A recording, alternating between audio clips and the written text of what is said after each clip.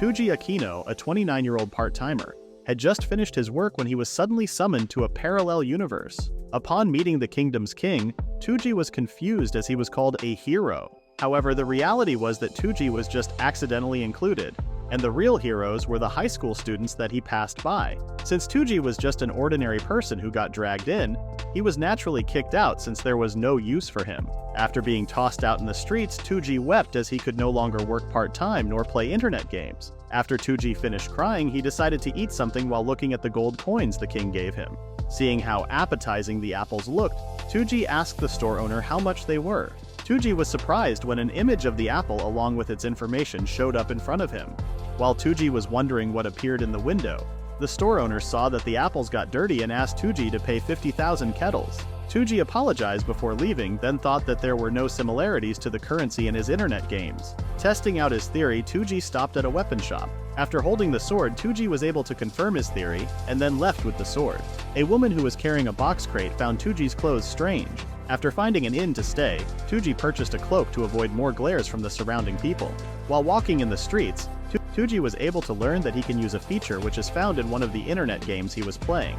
His first ability was Judgment ability, where he can see the information of whatever he touches. Touji also has an inventory storage, which helps him with heavy objects that he needs. Another convenient ability of Touji's was that he could summon magical creatures and produce items regardless of his level. Though his life as a gamer in Japan had ended, Touji was far happier to have a convenient cheat skill. Since he was already in a parallel universe, Touji plans to go on a carefree journey. A few days later, Touji joined a C-ranked party with their quest as their porter. Touji did not mind doing menial work since he was also gaining so many treasures on the mountain, as items and kettles were being dropped left and right. Since Touji was the only one who could see the information window, he was secretly gathering valuable dropped items. However, Touji remained at level 1 since he was not fighting any monsters. Their party leader Aresu decided that they would camp for now and asked Touji for the tent. After dropping the tools for the tent, Elisa shared how impressed she was with Touji's skill as it was really convenient. Fury, another member of the party, told Elisa to help set up the tent since Touji had already done his part by carrying their luggage. Meanwhile, Kurasan, the last member of the party, was picking up twigs for their fire. Touji was happy after being called a specialist by Elisa. Since Touji's objective was to go on a journey to his heart's content, he was sure that if everyone knew of his power, they would surely look down on him. Touji was surprised when Aresu asked if he had heard of the hero summoning news in Depuri. The closest neighbor to the Demon Lord's country was Depuri. After a large battle, both countries had a non-aggression pact which produced peace for both sides. However, the country of Depuri claimed that they summoned heroes as a contingency plan against the Demon Lord, when in reality they summoned the heroes just to outshine other countries' battle strength. Relieved that he was kicked out by the king, Touji wished for the parallel world to continue its peaceful reign as he wanted to travel more and more. Realizing that Touji may be tired, Aresu apologized for taking his time and asked him to take his rest, which Touji also appreciated. As the party restarted their journey, Touji didn't get any sleep at all. The reason was that they were attacked by a group of gray wolves. Fortunately, the party was unharmed thanks to the dropped items they had acquired.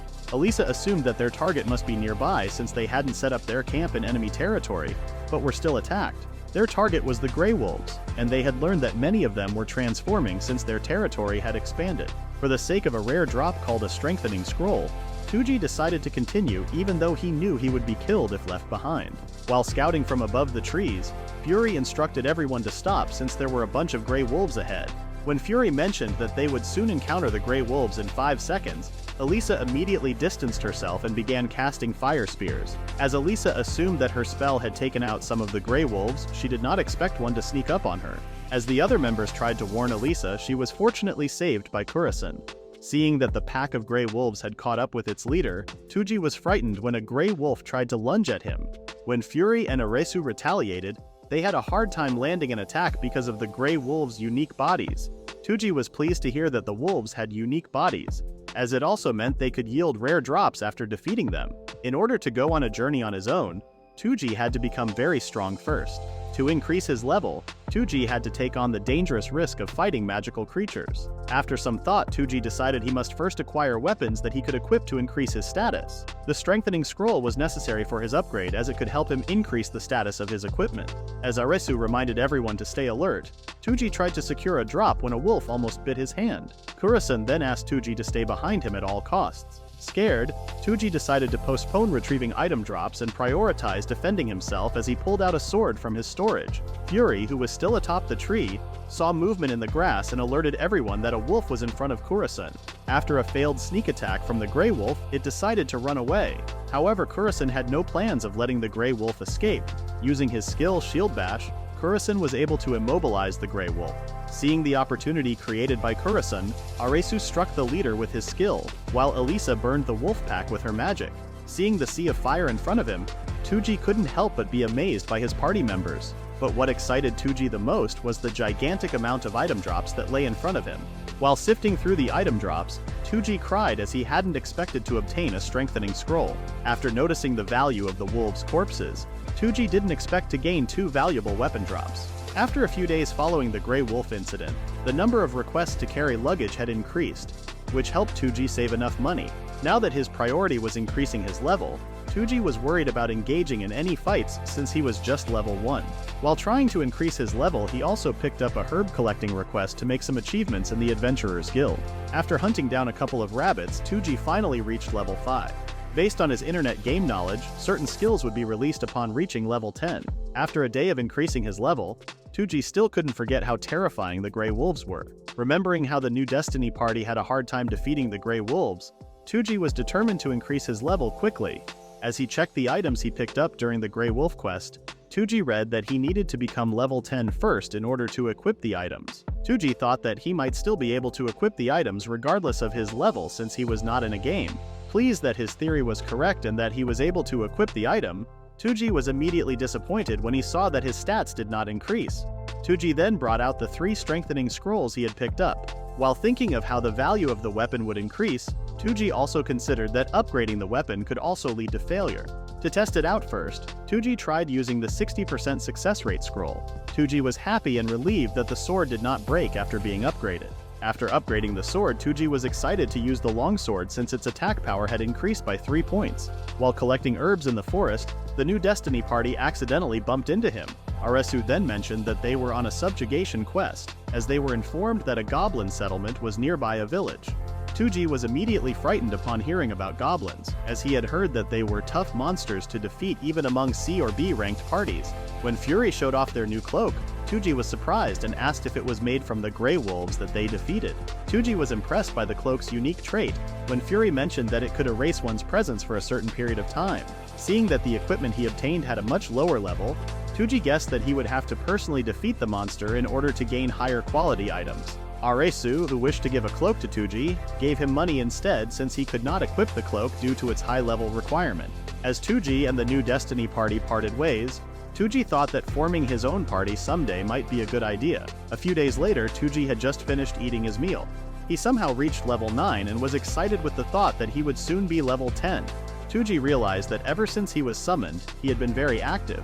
This made Touji think of taking a vacation. When Touji heard about the king's soldiers, he was curious about what they were looking for. He was surprised when he heard that the soldiers were looking for him.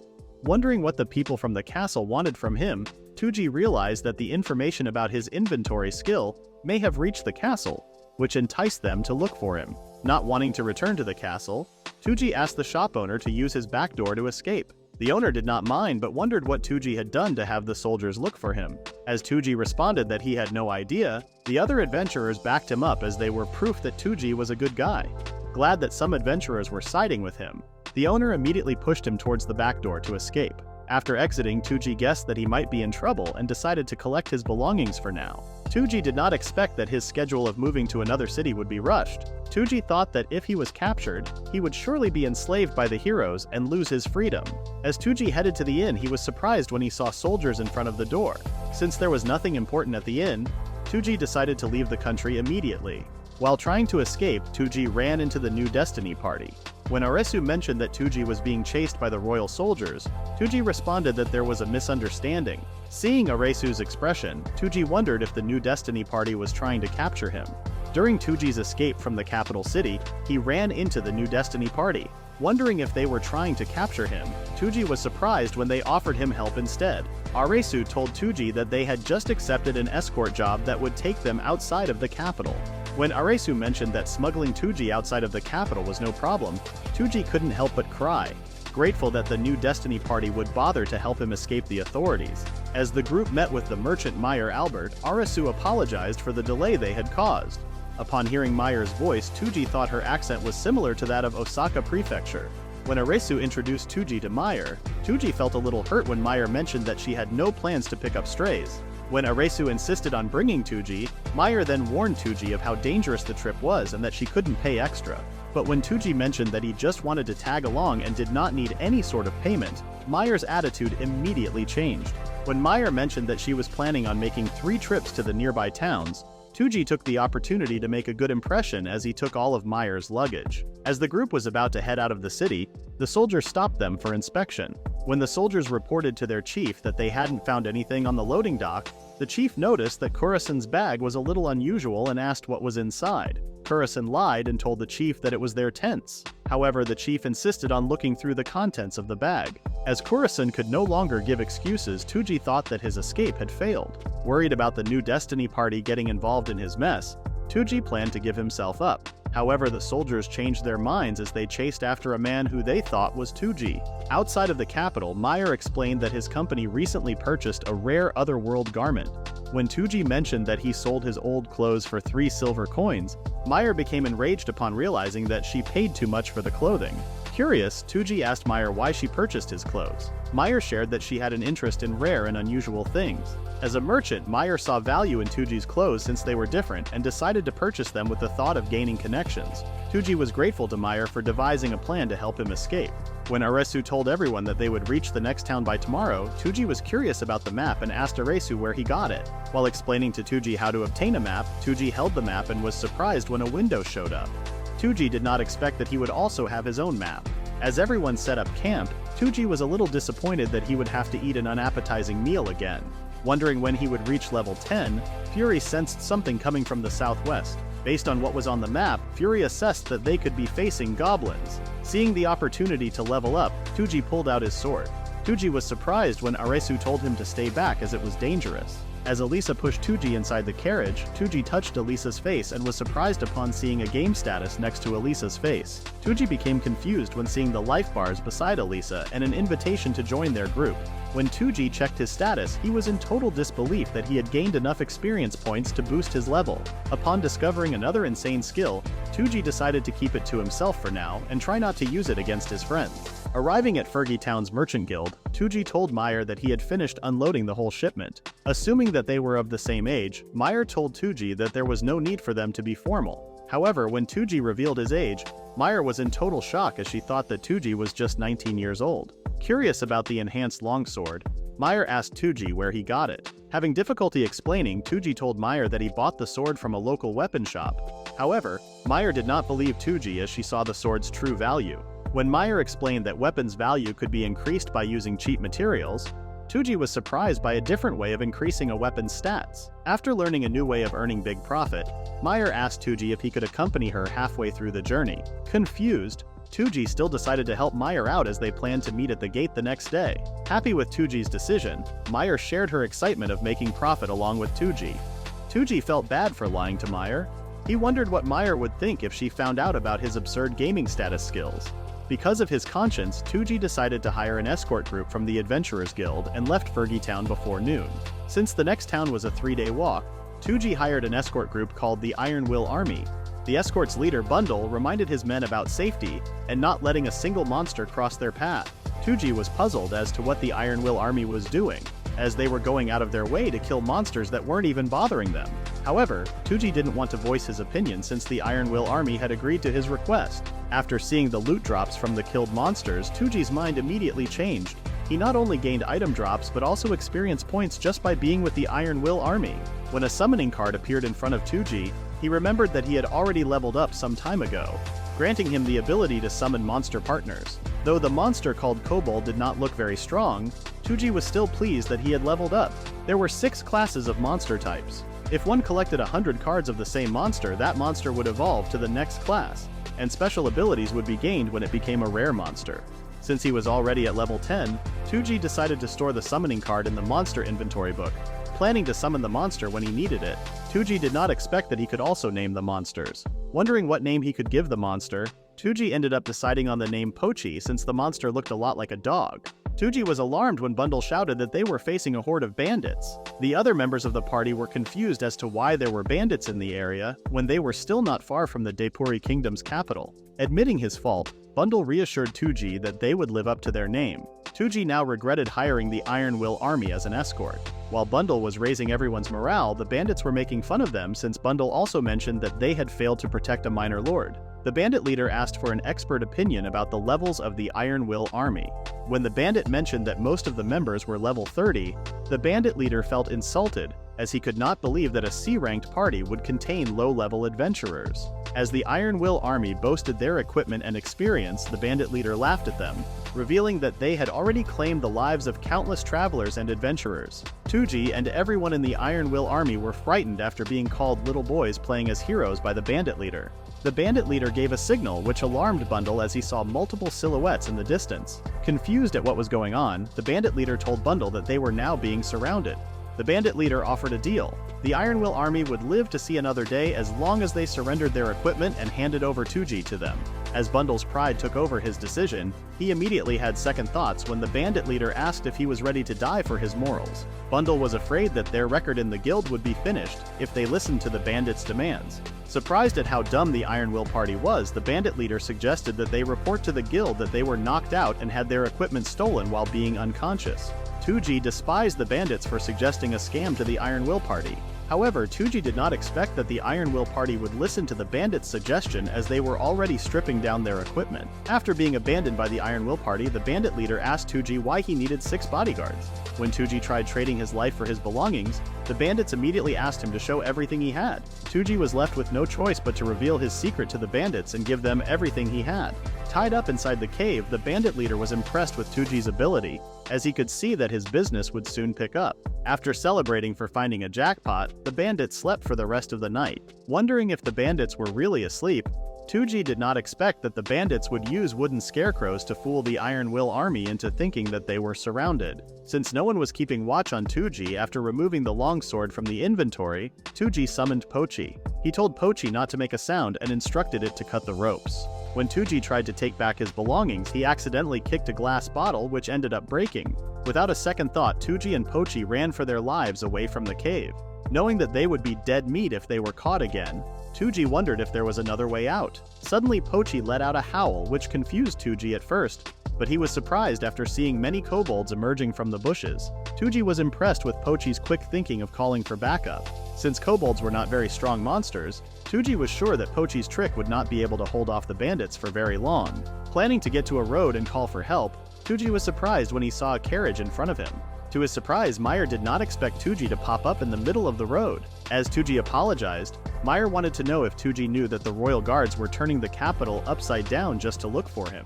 When Meyer verified the completion of the new Destiny Party's escort job, she was surprised when the front desk told her that Touji had put out a request for an escort to Landpeace. After giving Touji a stern lecture, Meyer then asked why he was on the run from the royal guard. Touji could tell from Meyer's expression that she would not accept any secrets or lies. Meyer was in total disbelief upon learning all of Touji's abilities, from his inventory box to enhancing equipment.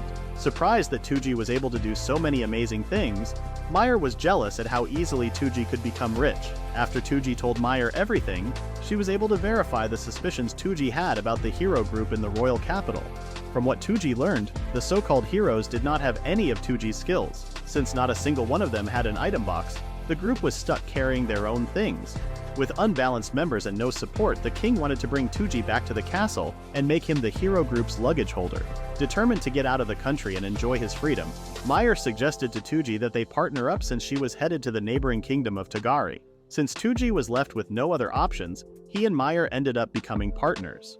Seeing how skilled Meyer was with business negotiations, Touji was pleased that Meyer would give him a fair offer. Knowing that he owed Meyer big time, Touji was worried that his bad luck would cause trouble for them.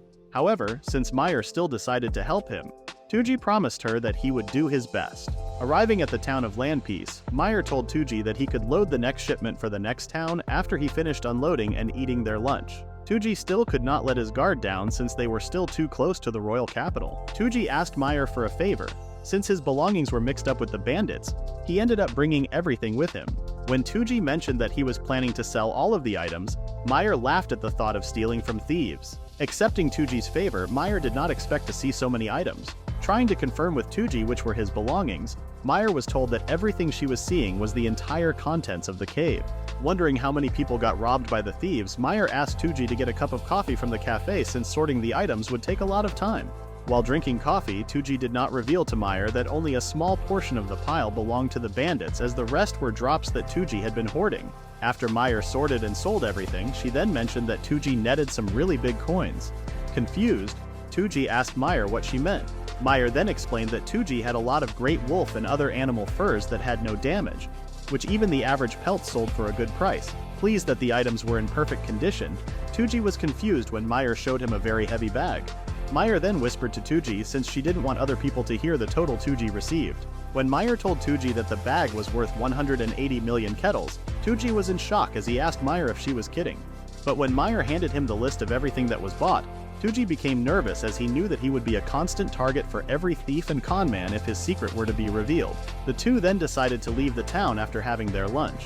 While on their way to the Dapuri-Togar border, Touji decided to try his hand at crafting, which was another one of his skills that had advanced after reaching level 10. There were 5 different classes for the crafting skill: weapon production, alchemy, accessory production, ores, and herbal. Alchemy crafting was a very important skill, especially when creating potions.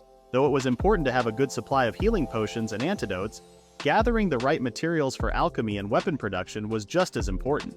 Crafting included the ability to convert certain materials into usable compounds and ingots for production. The results were highly usable and profitable potions, weapons, and tools. Testing out his crafting skills, Touji used the flower of Majoran that they got from item drops, and turned it into Majoran flower oil. The flower oil, which they had distilled down to its purest form, amazed Touji with how he converted flowers instantly. With the use of alchemy and a little bit of tinkering, Touji then turned the flower oil into a grade 10 healing potion. Since a grade 10 potion was the lowest level of potion, Touji could only make 1 bottle of potion for every 5 parts of flower oil. After witnessing Touji's abilities herself, Meyer still could not get over how easily Touji could make things, which she found really ridiculous. Seeing Touji's naive reaction, Meyer explained that alchemists studied and practiced for many years just to make the same level of potion Touji made. Meyer was baffled at how easy it was for Touji to make the potion, as he did not need any long periods of measuring, calculations, or intricate rituals. Touji was aware of the craftsman grading system, where the higher one's level was, the more powerful their potion would become. At the moment, Touji was aiming for the Takumi, or artisan level of crafting. When Pochi called for Touji's attention, Pochi showed him glass bottles. This gave Touji an idea to fill up the bottles with potions. Touji did not expect that Pochi would be a very smart kobold. Touji then wondered if, since Pochi was a summoned monster, would Pochi be smarter than a wild kobold? Seeing how Pochi overfilled the bottles, Meyer found Pochi very cute when following orders and decided to forgive Pochi for spilling the potion in her carriage. After Touji consoled and gave instructions, Pochi became more determined. Seeing Pochi's determined look, Touji could not help but agree with Meyer about how cute Pochi looked. Touji planned to aim for higher levels so that his crafting grade would improve. Meyer then told Touji that they were now almost at the trading base of the world, William City. Once they passed the city, they would be in Togar territory. As soon as Touji and Meyer reached the Togar territory, Touji could finally relax for a while. Touji smiled as he hoped that his new life in another world would begin in earnest. During their visit to William City, Touji outfitted Pochi with clothes so he would stand out from other wild kobolds. However, since having a kobold running around the city would draw attention, Touji decided to keep Pochi in the monster inventory for the most part. As the shipment was soon to be picked up, Meyer informed Touji that registering 2 passes for the Togar nation would take some time. Meyer suggested Touji explore the city and relax while she processed the passes. Touji was amazed at how busy and full of people William City was, as he had expected from a major trading city. Shop owners were enticing customers with their products. Surprised by the number of shops along Touji's path, he wished he could visit all of them. When a man called out to Touji and offered a special otherworldly treat, Touji immediately recognized the smell of yakitori. Amazed that the nation of Togar had soy sauce, Touji asked for 10 skewers. The shop owner assumed Touji was a big eater for ordering so many, but Touji planned to store the remaining skewers in his inventory since any food placed inside would not spoil. When the shop owner told Touji the total cost was 5,000 kettles, Touji was taken aback by the expense. Sitting on a crate, both Touji and Pochi drooled over the appetizing skewers they had bought. After instructing Pochi on how to hold the skewers, they started eating. With just the first bite, both Touji and Touji immediately fell in love with the food. After finishing their meal, Touji decided to shop for some extra weapons and equipment since he still had some time before meeting with Meyer. Looking for handcrafted equipment, Touji was surprised to find a sword upgraded to level 7. When the shop owner asked Touji if he planned to purchase the sword, he suggested Touji get something with a magical enchantment rather than something requiring more skill to use. The shop owner explained that during the manufacturing process, a magic effect could be added to improve the item's overall performance. There are some methods of enchanting items. The more processes and enchantments one uses, the higher the stats will adjust accordingly. However, there was still the chance that the enchantments might lower the item's stats by as much as 50%. Touji found the shop owner's information very helpful and asked if everyone knew about it. The shop owner responded that it was common knowledge. However, he further explained that only on extremely rare occasions did adventurers find a magic spear, sword, or even a piece of armor. After learning how much more valuable rare item drops were than enchanted items, the shop owner even told Touji that he would purchase a high inclusion level of 3 elements. When the shop owner showed Touji the two-handed magic sword of Laspian, Touji immediately recognized its true value as a latent equipment. Touji ended up buying a one-handed sword with a high upgrade level, and met up with Meyer afterwards at the border. Touji thought that crossing the border into Togar was difficult. Fortunately for Touji, Meyer was well known and a trusted member of the Merchant Guild. As travelers had to follow the Dragon's Scar Road, Meyer asked Touji if he would be okay sitting on the back. After moving to the back, Touji heard a commotion indicating a golem attack. Surprised, Touji told Meyer that they needed to take cover. However, Touji became confused when Meyer told him that there was no need for them to take cover. Meyer further explained that the route they were taking was the shortest and most widely used trading route to Togar, which meant that there were adventurers and an anti-monster army employed to take out any monster that would show up on the route. Since the area was a huge spawning ground for golems, Meyer explained that the demon dragon Gaia, said to have visited the valley and destroyed the landscape with its enormous earth magic. Since Gaia's magic was so potent, the remaining traces seeped into the ground and merged with the rock and soil, which resulted in the golems periodically spawning. While watching other adventurers clean up the defeated golem, Touji was easily lured by the item drops. Touji got down from the carriage and ran towards the item drops that were being piled up. As Touji felt like winning the lottery, Meyer did not expect to see such behavior from Touji and asked Pochi if it was Touji's normal behavior. At the resting area of the Dragon's Scar, Meyer was surprised to learn that Touji was a golem addict. Embarrassed, Touji reacted wildly as he told Meyer that he just likes golems. While Meyer was changing her view of Touji, Touji forgot that he was the only one who could see the item drops.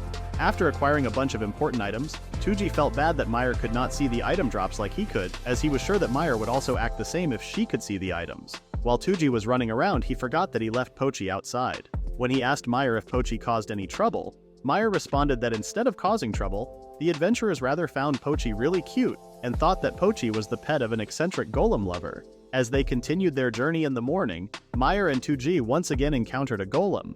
But Touji now controlled himself and again gained a load of item drops. After informing Touji that they were about to be finished with their trip, Meyer then welcomed him to the kingdom of Togar and pointed out the border city of Sarto, which was Meyer's hometown. When Touji learned that it was Meyer's first return home in 7 years, he could not help but feel like an old companion. As soon as they got to Sarto, it would be time for Meyer and Touji to part ways. Noticing Touji's expression, Meyer teased him as she guessed that Touji would miss her. Since the merchant job had finally finished, Meyer asked Touji to drop by her parents' house sometime to have dinner. Since Touji would have to register at the local inn for a few days, he accepted Meyer's offer and told her that she could invite him anytime. Touji felt relieved upon arriving at the city of Sarto, as he now planned to start his new life. Since Touji had already registered the city map with his own mapping function, his first task was to find a room at an inn. After taking his time to decide, Touji chose a higher grade room with a monthly rent. Pleased with the room's appearance, Touji then released Pochi to relax. Happy that Pochi was comfortable on the couch, Touji remembered his old apartment and how cramped it was. Next on Touji's agenda was to strengthen his equipment. He was very excited to try out the scrolls he had collected on the equipment and weapons he had bought in William City. While assuming his level was 12, Touji was surprised to see that his level was 21 instead. Confused since he didn't remember hunting any monsters since leaving Fergie, Touji then remembered that he had an ability that could help increase his level. Because of his experience stealing ability, Touji was able to increase his level while being escorted by the Iron Will army. Even the bandits that held Touji hostage contributed to his experience while he was tied down. Touji then felt remorseful and leaned towards the idea of deleting the function after learning that he had also stolen experience from the New Destiny party. Touji received a warning when trying to delete the function. Touji hesitated, as it turned out that if he continued removing the function, then he would have a hard time leveling up. Shifting his focus away from the function, Touji then concentrated on strengthening his equipment. As a standard practice for all gamers, Touji augmented the equipment that he would use for everyday purposes. After finishing upgrading his equipment and making a batch of potions, Touji's next task was the main event. Moving to the backyard of the inn, Touji summoned a golem. Seeing how big and strong the golem was, Touji decided that it would be his new tank. When Touji tried to evolve his new golem, he was surprised when he suddenly received notification that it would cost him 10,000 kettles to evolve the golem. Judging by the golem's evolution, Touji estimated that each level would cost 10 times the amount of the previous one. Adding to the expensive evolution, it also only gave a 50% success rate per evolution. Touji assessed that evolving a normal type to a rare type would be worth it, as it would unlock special skills. After naming the golem Taquito, Touji then evolved it to a rare type. Excited for the special skill, Touji was left disappointed after seeing Taquito's evolved skill. Touji immediately apologized to Taquito as it hurt his displeasing opinion towards its skill. The inn owner thought Touji was weird as he saw Touji apologizing to a golem. After storing his newly made potions in his item box, Touji decided to visit Meyer. But Touji was shocked as he did not expect Meyer to live in a mansion. Upon checking his map, Touji found out that the mansion was the home of the Albert Family Chamber of Commerce, the biggest company in all of Sorta. Upon entering the mansion, an old man immediately greeted Touji and asked him what he wanted. When Touji mentioned Meyer, the old man's expression immediately changed as he corrected Touji, asking if he was looking for Miss Albert. Seeing Touji being interrogated by Sebas, Meyer laughed so hard before asking Sebas to stop. After apologizing for Sebas's behavior, Meyer asked Touji if he had brought something that could bring them a big profit. When Touji mentioned that he had made 1,320 potions, it took Meyer some time to process the quantity of potions Touji had. After regaining his senses, Meyer then asked Touji to give all of the potions as she would buy them all. Meyer bought Touji's entire stock of potions at a low price, which Touji still earned a huge profit since the manufacturing cost was zero. After selling the potions to the client, Meyer and Sebas treated Touji to dinner, and even gave him a tour of the city. A few days after Touji visited Meyer, Touji and his summoned monsters had been fulfilling simple job requests from the guild. Touji's purpose in taking on odd jobs was just to boost his level at the guild from F to E rank. The Sarto Mountains are surrounded by huge forests with strong monsters living in them. Such a predicament resulted in a priority for recovery potions for adventurers who ventured out into the forests. Material collection for potion manufacture is also done by adventurers hunting in those forests. Grateful towards Touji for accepting the request, the owner of the Pine Foods restaurant told him that whatever he wanted to eat was on the house. The owner explained that since he was constantly working in the kitchen, he couldn't find the time to fix the holes in his restaurant. Seeing the restaurant's menu, Touji felt like the entire menu of Japan had been transported to another world. When the owner noticed that he had given the wrong menu, he apologized to Touji and tried to provide the correct one. However, the owner was surprised when Touji insisted on eating the food that was on the other menu. After receiving the 2 beef bowl specials, the owner was surprised as the beef bowls were finished in just a matter of seconds. Pleased with how delicious the food was, the owner felt that his pride as a chef was strengthened after receiving compliments from Touji and finishing the food. The shop owner used to be a former B-rank adventurer and solo hunter, and was called the Wandering Chef Adventurer. After bringing rice to the city of Sarto, the owner did not expect that rice would not be a popular food staple. Since the owner's shop was located in a remote area, he was disheartened when his son told him to give up on the business. Touji found it unacceptable since the main food of the restaurant was vital to a Japanese person. Determined to prevent the restaurant from closing, Touji told the shop owner that he would eat his dinner in his restaurant and that he would also visit the restaurant more frequently in the future. Touji's promise gave relief and happiness to the shop owner.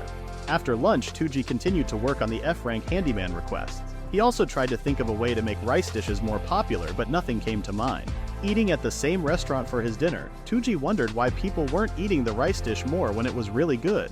When another customer noticed Touji eating so many rice bowls, he got curious and asked what the food was called. After Touji told the man what the dish was, he was surprised since he had never heard of it even after eating at the same restaurant for over a month. Touji then noticed that the menu on the table was different from what he had seen earlier that day. When Touji asked the owner why he wasn't showing the menu that had the rice bowls, the owner responded that the menu was intended for soups and bread items. The owner added that he would only show it if the customer requested it. The shop owner explained that when he presented the rice bowls for the first time, he was heartbroken when some customers would not finish the rice. However, after another customer ordered a set of beef bowls, the orders for the beef bowls kept on coming. After thanking God for the food and help, Touji visited the Sarto Adventurers Guild. and obtained his updated guild card. After learning the updates for his new rank, Touji was surprised when a window showed up showing that the people he knew before were now all dead. Feeling a little down after learning that his old companions had died, Touji decided to leave the building. However, the guild receptionist called Touji's attention since there was a request she wanted Touji to consider. The receptionist then explained that the request had been backed up for some time and the reward was 50,000 kettles in addition to the guild request fee. The request was for the inspection and sanitation of the sewers beneath Main Street. The receptionist added that if he ever finds any monsters, they would most probably just be slimes, which are the weakest and least threatening monsters. After roaming the sewers, Touji was annoyed since the whole place was filled with slimes. Touji misjudged the request since it seemed like a simple job, and the smell wasn't too bad. While scrubbing the walls of the sewer, Taquito accidentally created a hole.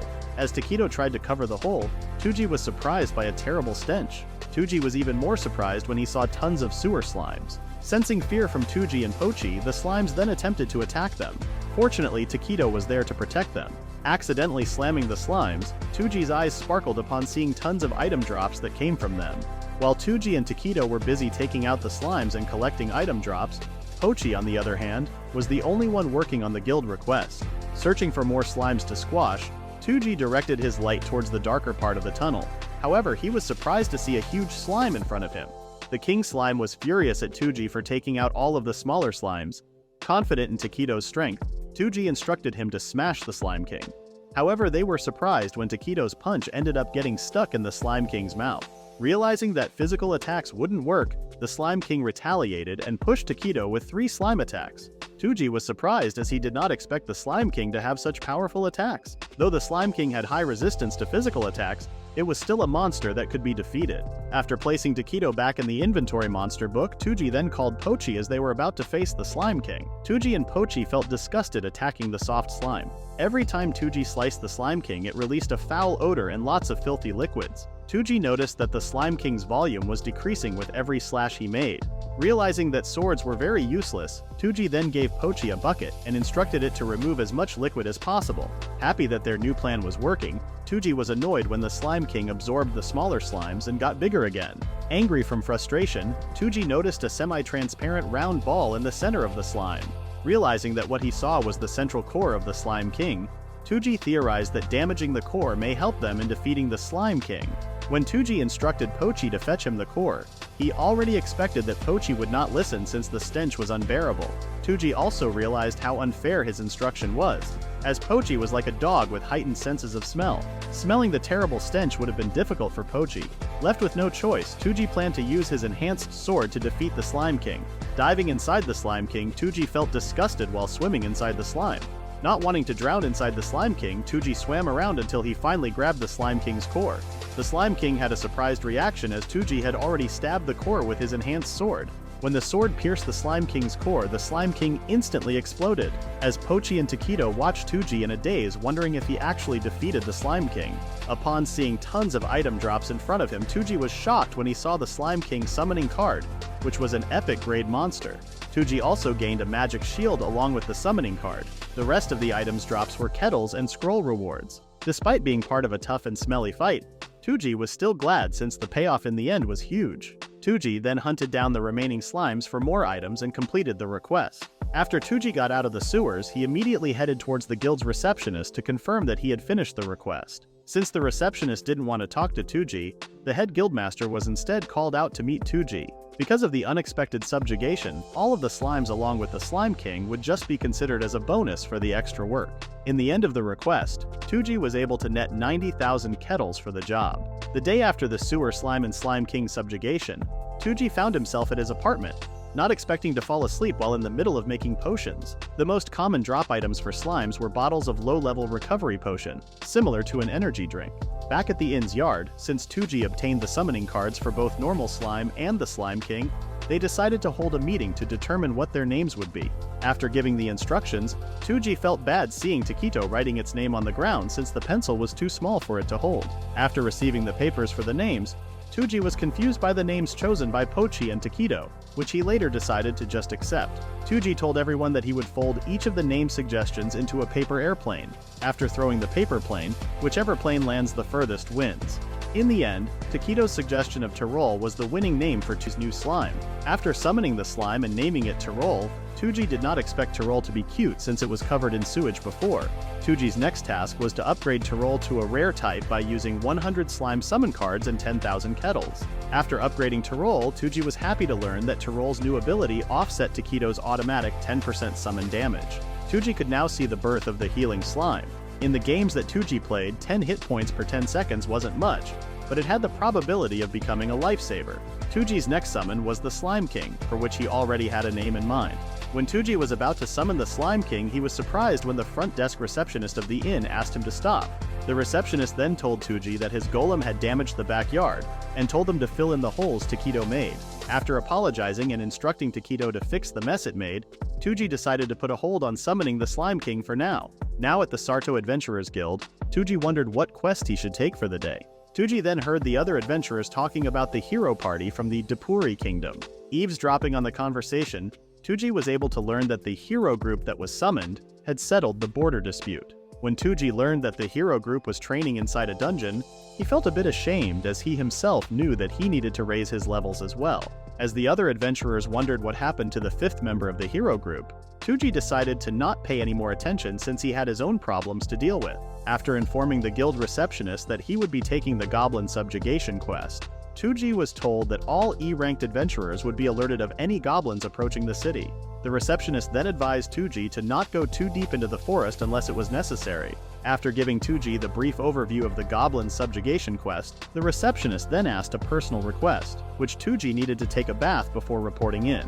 In the forest, Touji asked Pochi if it caught any smell. Touji was told by the receptionist that adventurers should rely on their hunting and tracking skills in order to bring down their prey. However, since Touji's skills mostly involved potion making and equipment enhancement, he had to rely on Pochi's keen sense of smell to pick up the scent. Curious as to why Pochi stopped, Touji wondered if they had finally found a goblin. However, Touji was surprised after seeing many item drops. Touji assessed that someone else took the herbs and plants, and what was left were the item drops he was seeing.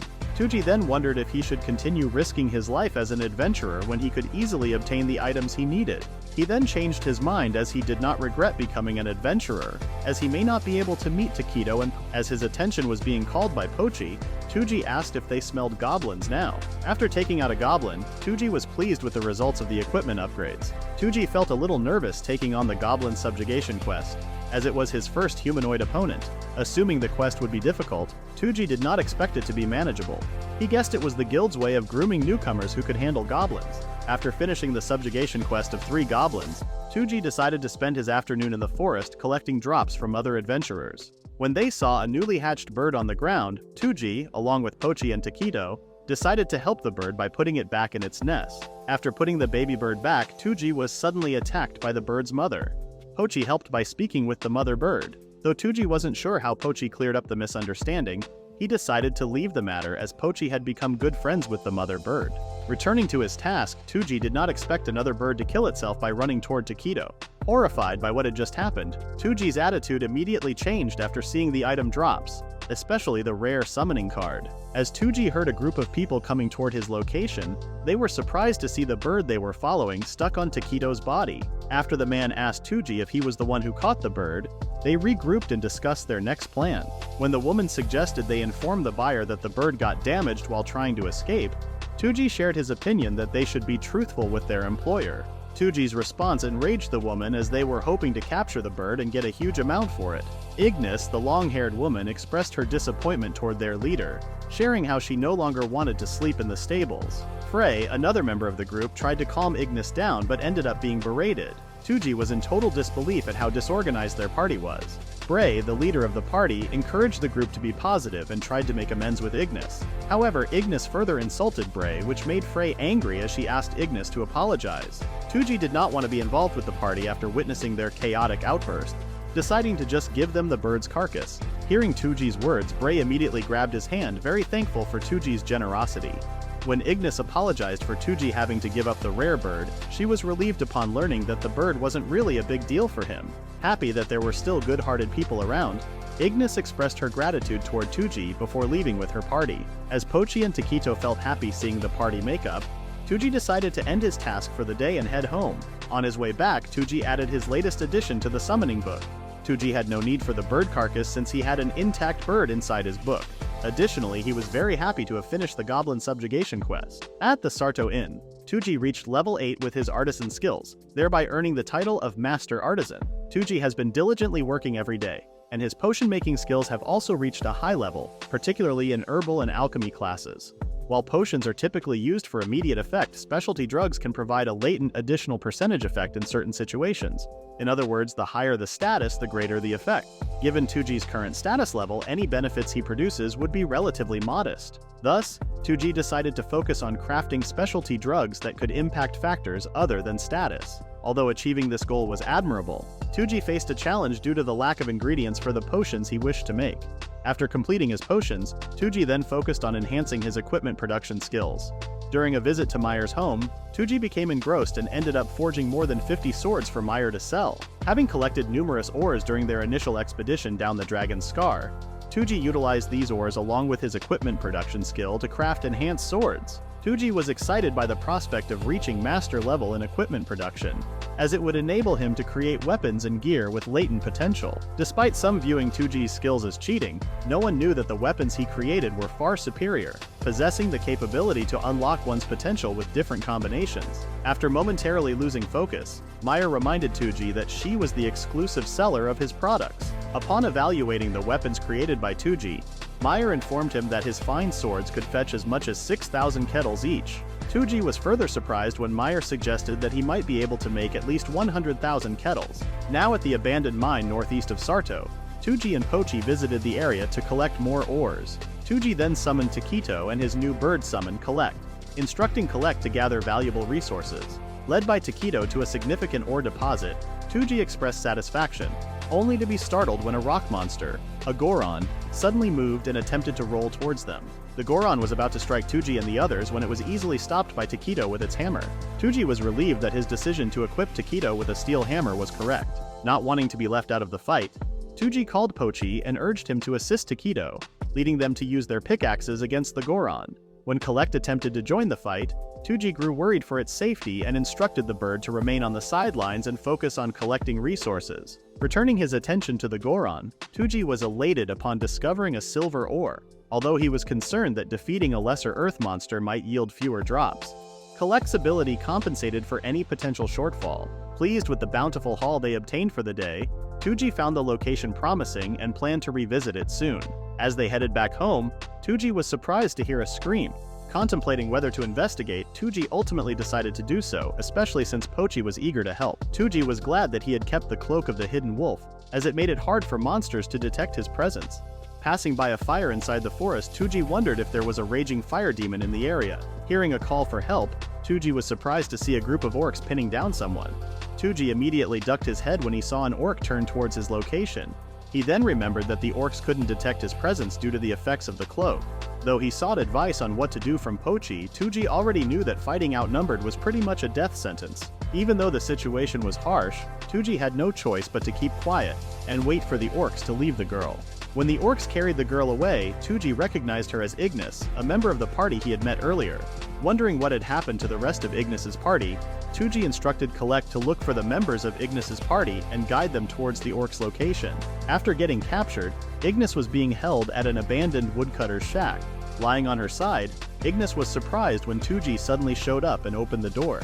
Confused as to how Touji found her, Ignis asked him why he was there. Touji explained that he was just nearby when he heard her scream for help, relieving Ignis that something nasty hadn't happened yet. Touji asked Ignis if she could stand up. However, when Ignis tried to stand up, she was in serious pain as it looked like her ankle was broken. Searching through his inventory, Touji gave Ignis a potion after tying up her ankle with a stick.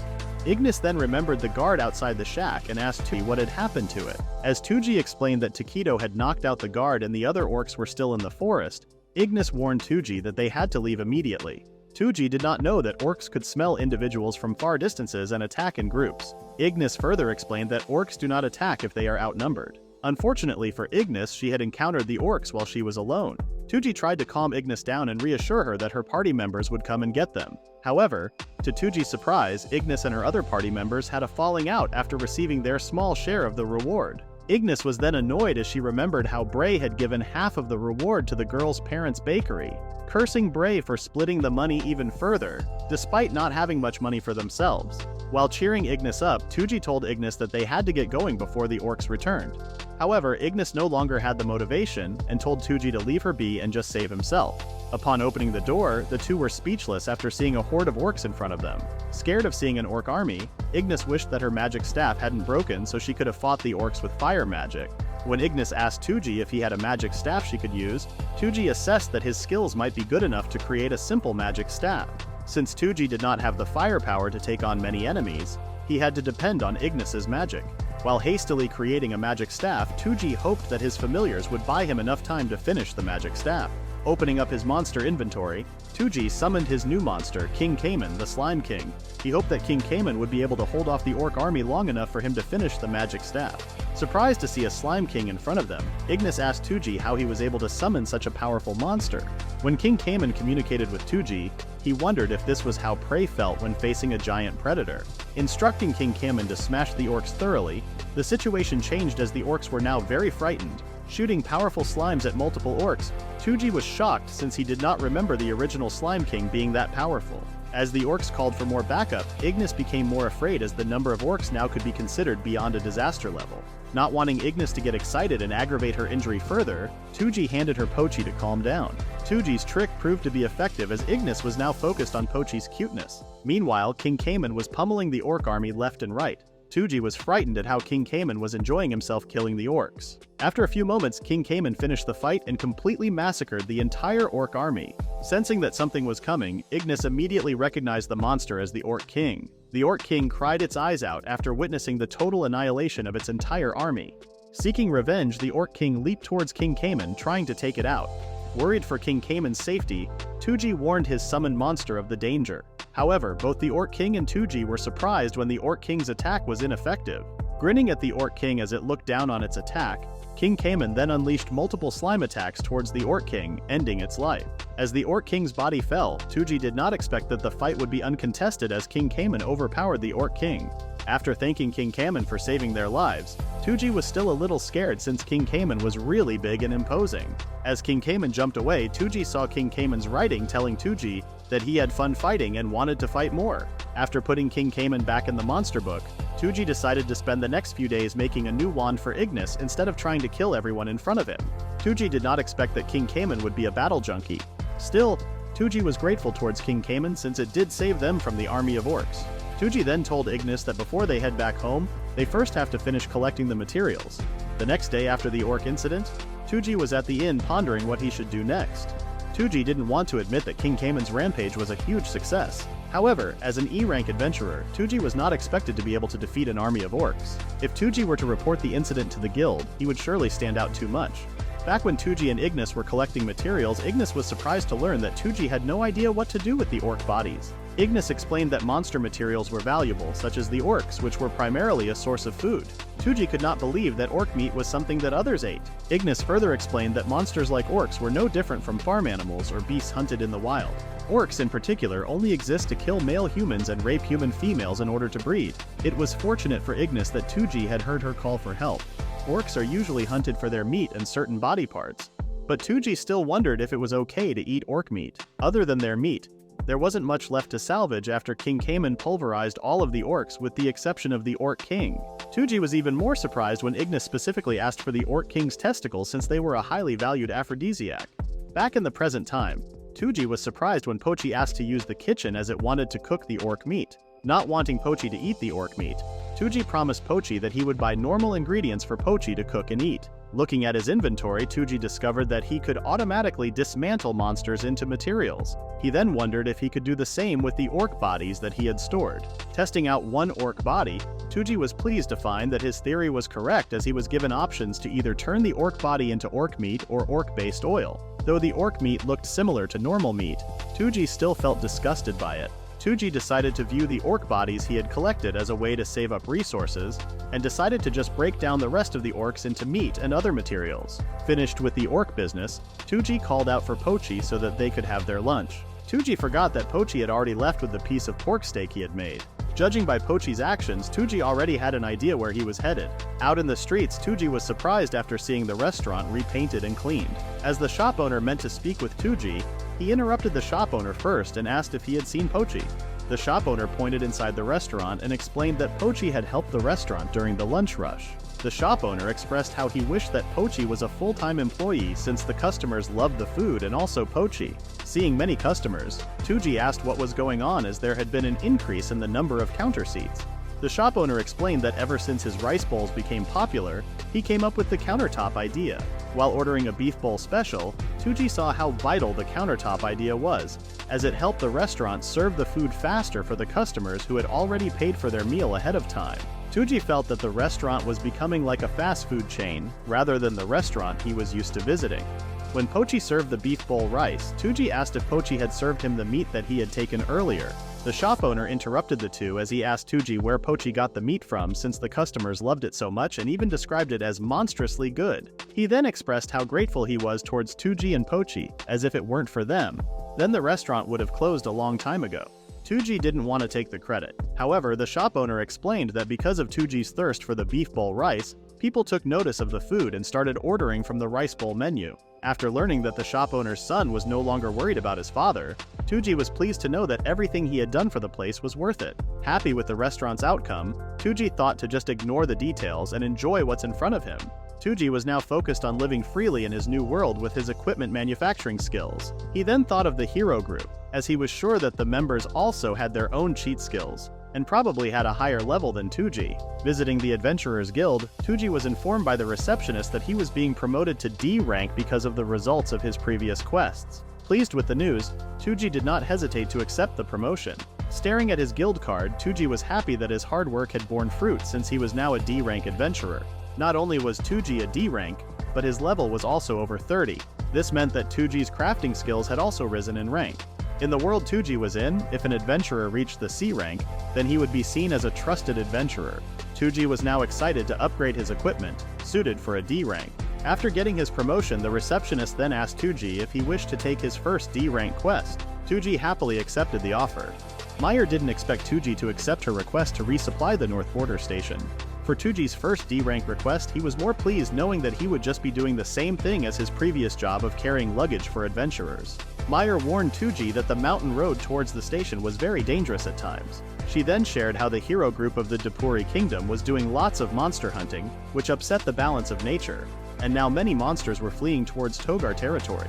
Touji had no idea that because of the commotion started by the hero group, the soldiers had to guard the borders, which left the guild to deal with transporting goods and supplies to those areas. Having horrible flashbacks of the orc army and king, the last thing Touji wanted was the hero group pushing another horde of rampaging monsters his way. Before receiving payment for all the potions and weapons he had made, Touji learned that most of the weapons he was transporting were made by him. Myers asked Touji once again if he was fine doing the request alone, as she could tell that trouble seemed to follow him. Touji was confident with his first D-rank mission as he had already marked the location on his map. He also felt secure knowing that soldiers were in the area, which meant that the chances of getting robbed by bandits were pretty low.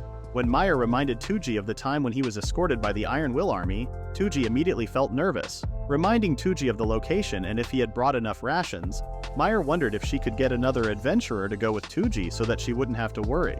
Reassuring Meyer that he would be fine alone, Touji interrupted their conversation as he personally offered to be Touji's bodyguard. After Meyer acknowledged Pochi as Touji's bodyguard, the two then headed out for the North Border.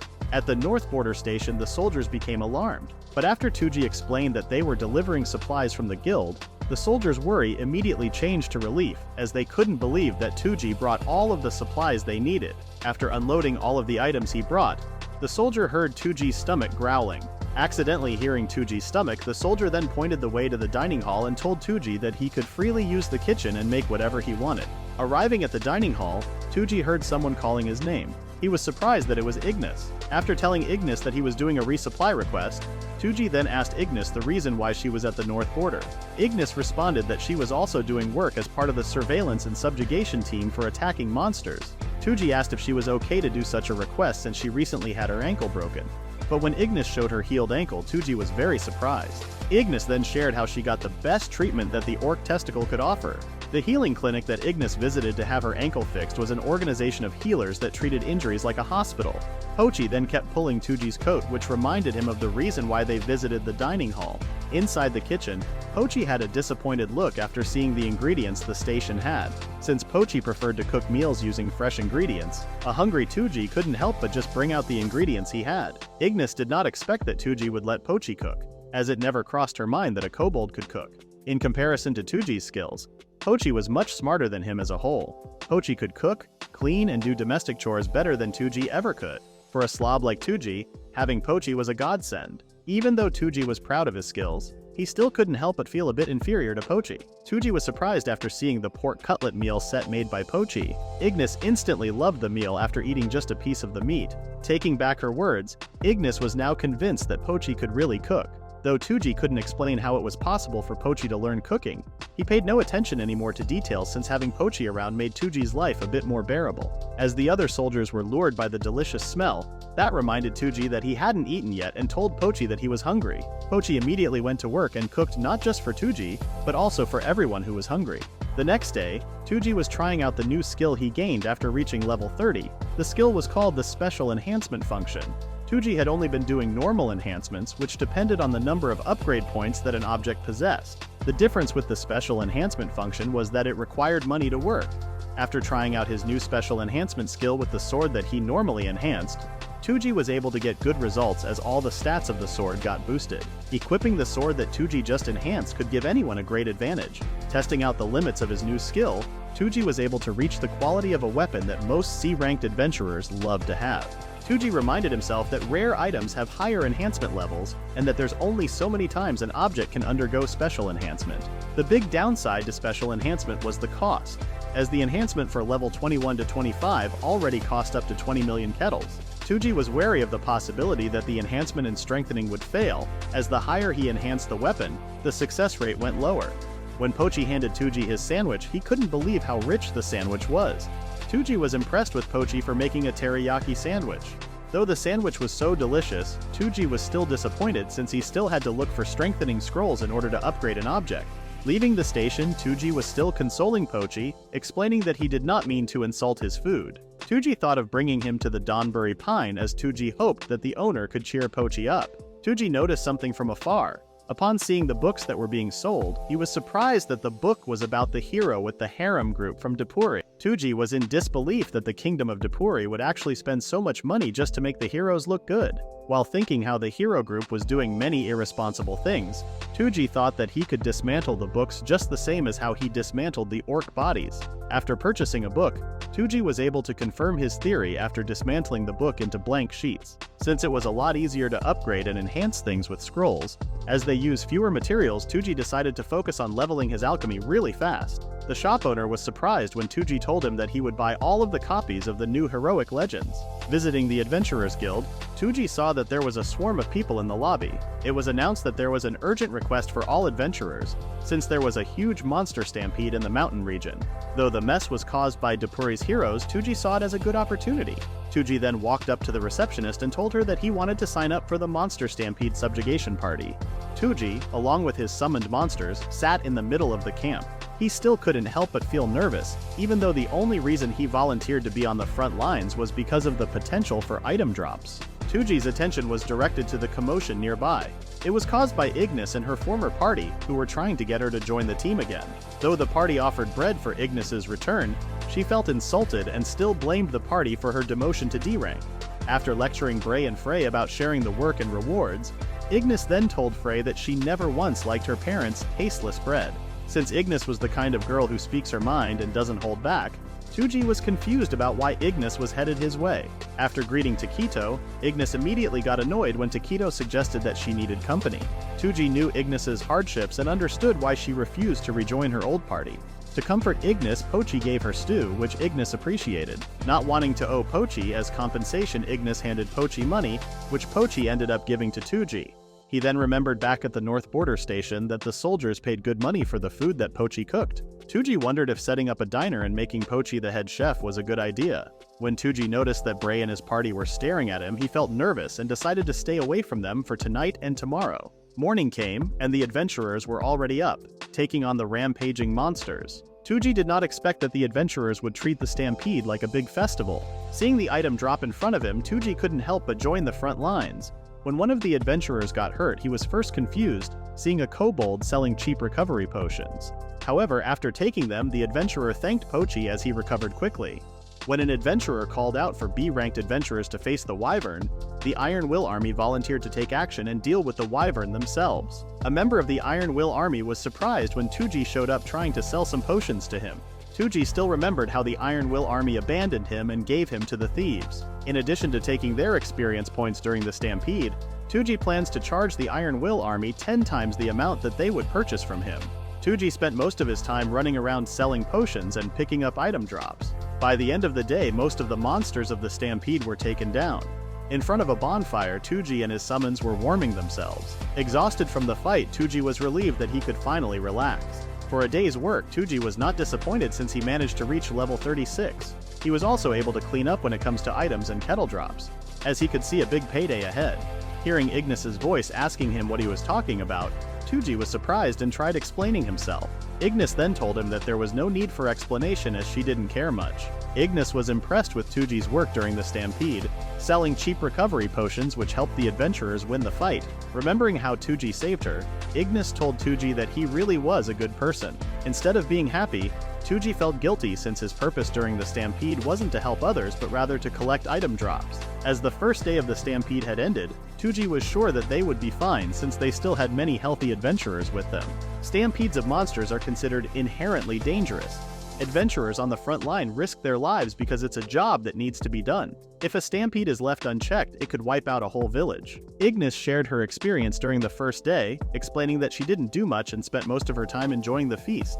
She then vowed to do her best next time. Touji was surprised that Ignis was pretty pumped up. Ignis explained that it was time for her to make some money. She also saw the stampede as an opportunity to go back up to C rank. Ignis used to be a pretty good C rank when she was a solo adventurer. However, things started to go bad for her when she ended up joining Bray's group. Using her new magic staff that she bought, Ignis felt that she could get her old rank again with the stampede. After having her meal, Ignis left for work and bid farewell to Touji and his summons. Knowing that Ignis was able to raise her level quickly by herself, Touji felt that she would be a perfect fit for their group, as she was already pretty close with Takedo. However, Touji could only help with restoring life points if they ever got in a pinch. The stampede would last a total of 4 days. Luckily for everyone, the stampede ended with 0 casualties. Touji also made some serious money during the subjugation quest, as he received a total of 128 million kettles. On top of the money, Touji also reached level 39 and acquired a bunch of valuable item drops. Even if he eats like a king for a long time, Touji's wallet would not get any lighter. Starting with his goal for the day, Touji plans to break down all the extra and duplicate drop items. Drop items are basic items with a set amount of points. Enhancing or strengthening item drops was not possible. Touji decided to just break them down into materials. But Touji was more surprised when he saw that the item had an Excel equipment effect. Excel effects are like a blanket effect for all statuses for each diamond or special enhancement level. The same with the monster and item enhancement, the Excel effect does not come cheap. Naturally, the success rate for the Excel effect will decrease the higher one goes until it's 50%. This means that after special enhancement level 8, there's a good chance of blowing a lot of kettles if the attempt fails. As Touji wondered when did the drop items become so complicated, he decided to keep the rare drop item for now and dismantle the less valuable one. Waking up after a nap, Touji didn't think that he would oversleep. Feeling hungry, Touji still plans to eat lunch even though it was quite late for it already. After waking Pochi up, the two headed outside looking for food to eat. All of a sudden, Touji's attention was being called by an old man. The old man was presenting to Touji a magic kitchen created by a legendary sage. The old man added that it was constructed by the finest artifacts recovered from deep within the dungeon. Enticed by the magic kitchen, Touji asked the old man how it works. Seeing that Touji was interested, the old man showed a demonstration on how to turn it on. Touji was impressed since it didn't need a fire or water stone. The old man mentioned that the device was valued at 20 million kettles, but as a special sale for the day, the old man was willing to lower the price to 5 million. Even though Touji could afford the magic kitchen, he was still hesitant to make a major, which made him wonder if he really needed it in the first place. Seeing that Touji was having a hard time deciding, the old man gave a suggestion to Touji. The old man will not take the 5 million all at once, but instead would take a down payment and then they can set up a contract at the Merchant Guild, which Touji can pay the rest in installments. After hearing the old man's suggestion, Touji started thinking that he may really not need the magic kitchen after all. However, since Pochi seemed to want it, Touji decided to take the magic kitchen. All of a sudden, someone called Touji's name asking him to stop. Touji was not expecting to see Meyer.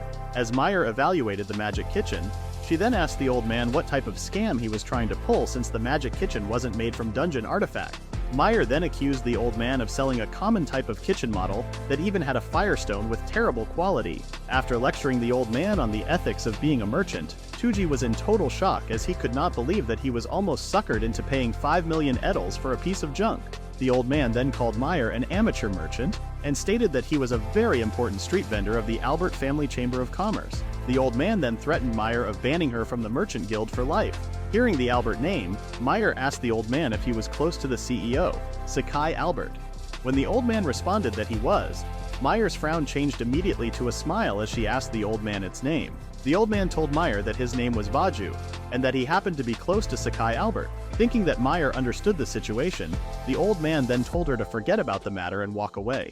Meyer then pretended to know Vaji and dragged Touji away from him. Meyer's action enraged Vaji since they were in the middle of a business transaction. As the two were walking away from Vaji, Touji asked Meyer if she wasn't worried about Vaji's threats. Meyer was not worried at all and shared that she already has the vendor's name. Meyer then explained that Vaji should be more scared of her since threatening the daughter of Sakai Albert was a crime, which would get V permanently erased off the merchant roster at the guild. Touji was in shock as he did not expect that Meyer could be a scary person. Meyer then asked Touji why he wanted to buy something so expensive, to which Touji explained that he wanted to buy it for Pochi since he likes to cook. Surprised to learn that Pochi can cook, Meyer then told Pochi that if he really can cook, he can use the kitchen at her house. Meyer then asked Pochi to cook them a meal. Excited to taste Pochi's cooking, Meyer suggested that Pochi use her family's magic kitchen, as it contains all of the latest magical cooking equipment. The family cook noticed that it was already lunchtime, and asked Meyer for some time to cook. However, since Meyer wanted to taste Pochi's cooking, she told the family cook that Pochi would be serving them lunch. Curious as to who Pochi was, the family cook was shocked to learn that Pochi was a kobold. Seeing the family cook's puzzled look, Meyer reassured him that the kobold in front of him could really cook. As Pochi stared at the kitchen for some time, Touji realized that Meyer's kitchen was totally different from the beef bowl kitchen that Pochi was used to. When Touji asked the cook to teach Pochi where the ingredients were and how to use the equipment, the cook was surprised, as he assumed that Touji and Pochi already knew how to use the equipment. When Touji explained to the cook that they hadn't encountered advanced kitchen equipment and were a bit lost, the cook understood and proceeded to teach Pochi how to use the equipment. Curious about the magic kitchen equipment, Touji asked Meyer if she could explain it to him. Meyer summarized to Touji that the equipment was simply magical devices based on discovered artifacts. When Touji jokingly shared how he had no idea what artifacts were, Meyer realized why Touji was almost scammed. Based on Meyer's explanation, artifacts are ancient magical devices created long ago by wise sages. The devices that people use in the current age are based on those original magical artifacts like the kitchen. Meyer shared that they can't duplicate the original artifacts, however, they can create lesser copies that are pretty much the same thing. In the beginning, magical artifacts were treated like national treasures. But things changed when the mystical northern nation of Gillis caused a magical revolution. Although the copies are inferior to the originals, they started to circulate quickly due to their low cost of production and price. Thinking of the magical revolution, Touji wondered if it was the same as the industrial revolution. Since Touji was interested in magic devices and their methods, Meyer shared how new inventions can make a person very rich. As the two continued their conversation in the dining room, Touji was attracted by a delicious smell and realized that it was time for them to eat. As Pochi cooked them a delicious beef bowl rice, the two could not help but drool over it. The family cook admitted that he was both shocked and impressed by Pochi's skills and agreed that Pochi was indeed different from other kobolds. When Touji took a spoonful of the food, he was surprised. Touji then immediately gobbled down the whole dish as it was very delicious. Meyer and the family cook had the same reaction and ate the food like there was no tomorrow. Meyer was so amazed by Pochi's cooking that she asked where Pochi learned to cook. Touji then asked Pochi if he learned how to cook by observing the owner of the Donbury Pine, which Pochi confirmed. Meyer then shared how she heard that the Donbury Pine was on the verge of shutting down, and then suddenly they became famous. Touji revealed that Pochi and he were frequent customers and that Pochi helped the owner in the kitchen a lot. Meyer then suddenly asked Touji if he wanted to go shopping with her. Curious as to where they would be going, Touji accepted the invitation. After thanking Pochi for the meal, Meyer revealed that she planned to buy the best magic equipment for Pochi. After shopping, Touji finally bought Pochi the best magic kitchen. Although Touji gained a lot from making potions and item drops, he still thought that he paid too much for the equipment. When Pochi insinuated to Touji that he wanted to start cooking already, He also asked if Touji could use his inventory box with the equipment. Touji agreed with Pochi's request but reminded him that he could only hold food and not his kitchen. After coming to a mutual understanding, Touji patted Pochi's head as he looked forward to Pochi's next meal. After a few days, Touji and his summons headed to a mine to look for more raw ores and materials that he could craft. Touji planned on making high-level gear in order to gain experience for his craftsmanship. Mining craftsmanship allows Touji to use even residual material from exhausted veins. When Pochi noticed something behind the bush, Touji guessed that it was a monster and instructed Pochi to attack. With one attack from Pochi's weapon, the monster was defeated in just a second. Pochi was using a special crossbow that Touji personally made for him. The crossbow had been strengthened and enhanced to the max. Touji also created a golem hammer for Goleo. Touji admitted to himself that Pochi's weapon was much stronger than his own gear. Thanks to Touji's overpowered crafting skills, he could enhance their gear to insane levels. In addition to finding raw materials, Collect was also their team's scout, which greatly helped Touji and his other summons find more raw materials and avoid any danger. When Touji heard Collect's signal, he wondered if Collect had found something.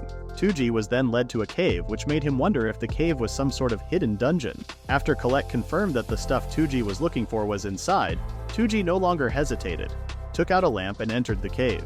As Touji wondered why there was a cave in such a remote area, he opened his map functions to survey the area. After confirming that the cave was indeed a dungeon, Touji was immediately afraid, since his experience in dungeons was that monsters are usually stronger. When Pochi pointed his crossbow at a group of goblins, the goblins whispered to themselves at first before running away. But they were easily killed off by Pochi and his crossbow. Since Touji discovered a newly formed dungeon, he was relieved to know that there were not many levels or rooms to explore. All of a sudden, Collect started acting out. After Touji noticed Collect's behavior, he followed Collect's intuition and started mining the wall. To Touji's surprise, he couldn't believe his luck when he saw both gold and mithril ores. Realizing that Collect could locate the rare materials he needed, Touji instructed Collect to look for more gold. Both Goleo and Pochi observed Touji mining the walls and finding more materials. The two were eventually called by Touji to help him collect the materials. Touji's plan to dig for more loot was maintained for the next dozen hours. Touji couldn't contain his happiness after collecting tons of rare materials. When the group finally arrived at the bottom level of the dungeon, Touji assumed that the door in front of them led to the final boss. Since they were in no rush, Touji and his summons decided to eat first before moving on with their plan. As the group set up the table for their meal, unbeknownst to them, they were being observed by someone. Drooling over the food that Pochi cooked, Touji immediately prayed so that he could eat. However, he did not expect that someone was already eating his meal. Touji's surprised reaction startled the small woman on his plate. When Touji asked the woman to identify herself, she scoffed and told him that she was the dungeon core. Touji was puzzled as it was the first time he had heard of a dungeon core. He then assumed that the small woman was the dungeon boss since the door behind him led to the dungeon boss. As Goleo and Pochi prepared themselves for a fight, the small woman immediately asked them to stop. However, Touji was not convinced and instructed Goleo to smash the small woman. After dodging Goleo's attack, the small woman asked for a chance to explain herself. Touji did not want to believe a word she said and still instructed Goleo to strike again. The woman pleaded for them to stop and mentioned that she would give Touji some orichalcum. Hearing the name orichalcum, Touji instructed Goleo to stop. Orichalcum is considered the strongest and rarest of metal ores. Stuff made from orichalcum is Meister level, and people would pay a lot of kettles for a weapon or object crafted from it. After settling down, the woman continued to eat the cookies that Pochi made and found them very delicious. When Touji asked the woman to give him the orichalcum, she responded that she would give it, but she wanted to test Touji's adventurer skills first. She informed Touji that if he defeated the main dungeon guardian, he would have all the orichalcum she had collected. Touji couldn't believe the woman's test. He later learned that the woman wanted to explore outside and decided to put herself into a small doll. Unfortunately for her, the door shut behind her, leaving the guardian to protect the main body of the dungeon core. As a result, if the woman tried to go in, the guardian would not recognize her and would attack. Not wanting to face any serious danger, Touji decided to head home and forget the orichalcum. The woman grabbed Touji's coat and begged for his help. Touji tried reasoning with the woman, explaining that he didn't have the power to help her since he was only a D rank. The woman still begged and explained that she no longer had enough time. She had used almost all of her power in making the guardian, and once she got sucked back into the dungeon core, she would no longer have the ability to get out. The woman asked Touji to help her regain her powers. Because of her persuasion, Touji decided to help, but promised that he would run away if things got dangerous. Although Touji agreed to help the woman, he still wondered how strong the guardian really was since it was made of orichalcum. When Goleo finally opened the door, they were surprised to find a giant orichalcum knight inside. Touji was surprised at how huge the guardian was. which made him wonder if he could defeat it. Collect's eyes sparkled as it informed Touji that there was a treasure in front of them. Touji knew that Collect was excited about the treasure, but he also knew that Collect wouldn't be much help in fighting the Guardian. He then summoned his monster book and replaced Collect with his strongest monster, King Cayman. After trying to intimidate the Guardian, King Cayman became nervous. When Touji asked if there was a problem, King Cayman told Touji that the Guardian was too strong and that he would face defeat if they fought. Touji couldn't believe that even his strongest summon was afraid of the Guardian. Seeing the Guardian advancing, Touji became more nervous and was about to run away when King Cayman told him that they could win against the Guardian if they worked together. Touji's hopes immediately rose and he started formulating a plan to help King Cayman defeat the Guardian. Using the kitchen set to pump ammo for King Cayman, the group prepared themselves as the Guardian advanced towards them. When the Guardian punched King Cayman, he was protected by his 1-second invincibility skill, which helped King Cayman take the opportunity to lunge at the Guardian. With King Cayman's attack, the Guardian fell out of balance. Pleased that they were able to take the Guardian down, the woman immediately told Touji that it was too early to celebrate, as they hadn't defeated the Guardian yet. Touji became more nervous when the woman revealed that the Guardian was drawing its power from the core, making it last longer. Touji asked if there was a weak spot they could target. The woman revealed that the emblem on the Guardian's chest was its nucleus, and that it would stop if they broke the nucleus. After being informed that they would still have to penetrate several inches of orichalcum to destroy the nucleus, Touji was annoyed but gained another ray of hope. As Touji and the other summons kept feeding King Cayman more water, King Cayman was also trying its best to penetrate the Guardian's nucleus. After shooting multiple water blasts, the Guardian fell once again. However, this time King Cayman became too small from using up too much water. As Touji and the woman wondered if the Guardian had finally been defeated, they were surprised when it stood up once again. However, the Guardian's nucleus was now exposed. Seeing the Guardian still drawing more power to repair itself, the woman praised her magnificent work, which made Touji mad. Touji had no plans to let the Guardian regenerate even more and immediately started looking for things in his inventory. After finding the item he was looking for, Touji gave it to King Cayman and instructed everyone to get back. The woman was shocked after witnessing King Cayman turn into a giant ball of slime. When the Guardian was about to punch Touji, King Cayman immediately protected his master by absorbing the blow. Touji became excited since the first trial of his giant elixir resulted in great success. Touji's giant elixir increases the user's size and abilities tenfold, but it only lasts for 10 seconds. Fortunately for Touji, King Cayman has extra mass, which means that they don't need to rehydrate King Cayman during the duration of the elixir. Enraged, the Guardian threw multiple strikes at King Cayman, but it had no effect. King Cayman retaliated with a huge slime blast, which threw the Guardian across the room. Seeing the Guardian at its weakest state, King Cayman leaped toward the Guardian and finished it with a huge punch. Seeing the nucleus destroyed, Touji was relieved that the fight was finally over. Before putting King Cayman back in the book, Touji praised him for a job well done. As the Guardian lay on the floor, Touji immediately focused on collecting the loot. In addition to the huge amount of orichalcum, Touji also obtained a bunch of mineral drops. Touji's craftsmanship skills gave a big boost to his inventory. When a woman asked Touji if the Guardian's body was too big for him to take, she was surprised that the Guardian's body suddenly vanished. Shocked that a huge amount of orichalcum had vanished in front of her, she asked Touji what kind of item box he possessed. Seeing that Touji and his summons were about to leave, the woman asked if they really needed to leave so soon. Touji explained that defeating the Guardian had exhausted him and he wished to go home and eat delicious food. Seeing that she could not persuade Touji, the woman offered to send the group off. Since the woman was also the core of the dungeon, she could guarantee safe passage to the entrance. She offered Touji and his summons a shortcut out so that they wouldn't have to go back the same way. After being teleported out of the dungeon, Touji couldn't believe they were really at the entrance. While the woman praised her powers as the dungeon core once again, Touji commented that she should have used her teleportation skill to go back inside the boss room. Annoyed, the woman told Touji that her problem was different, and that her power was stored in the Guardian.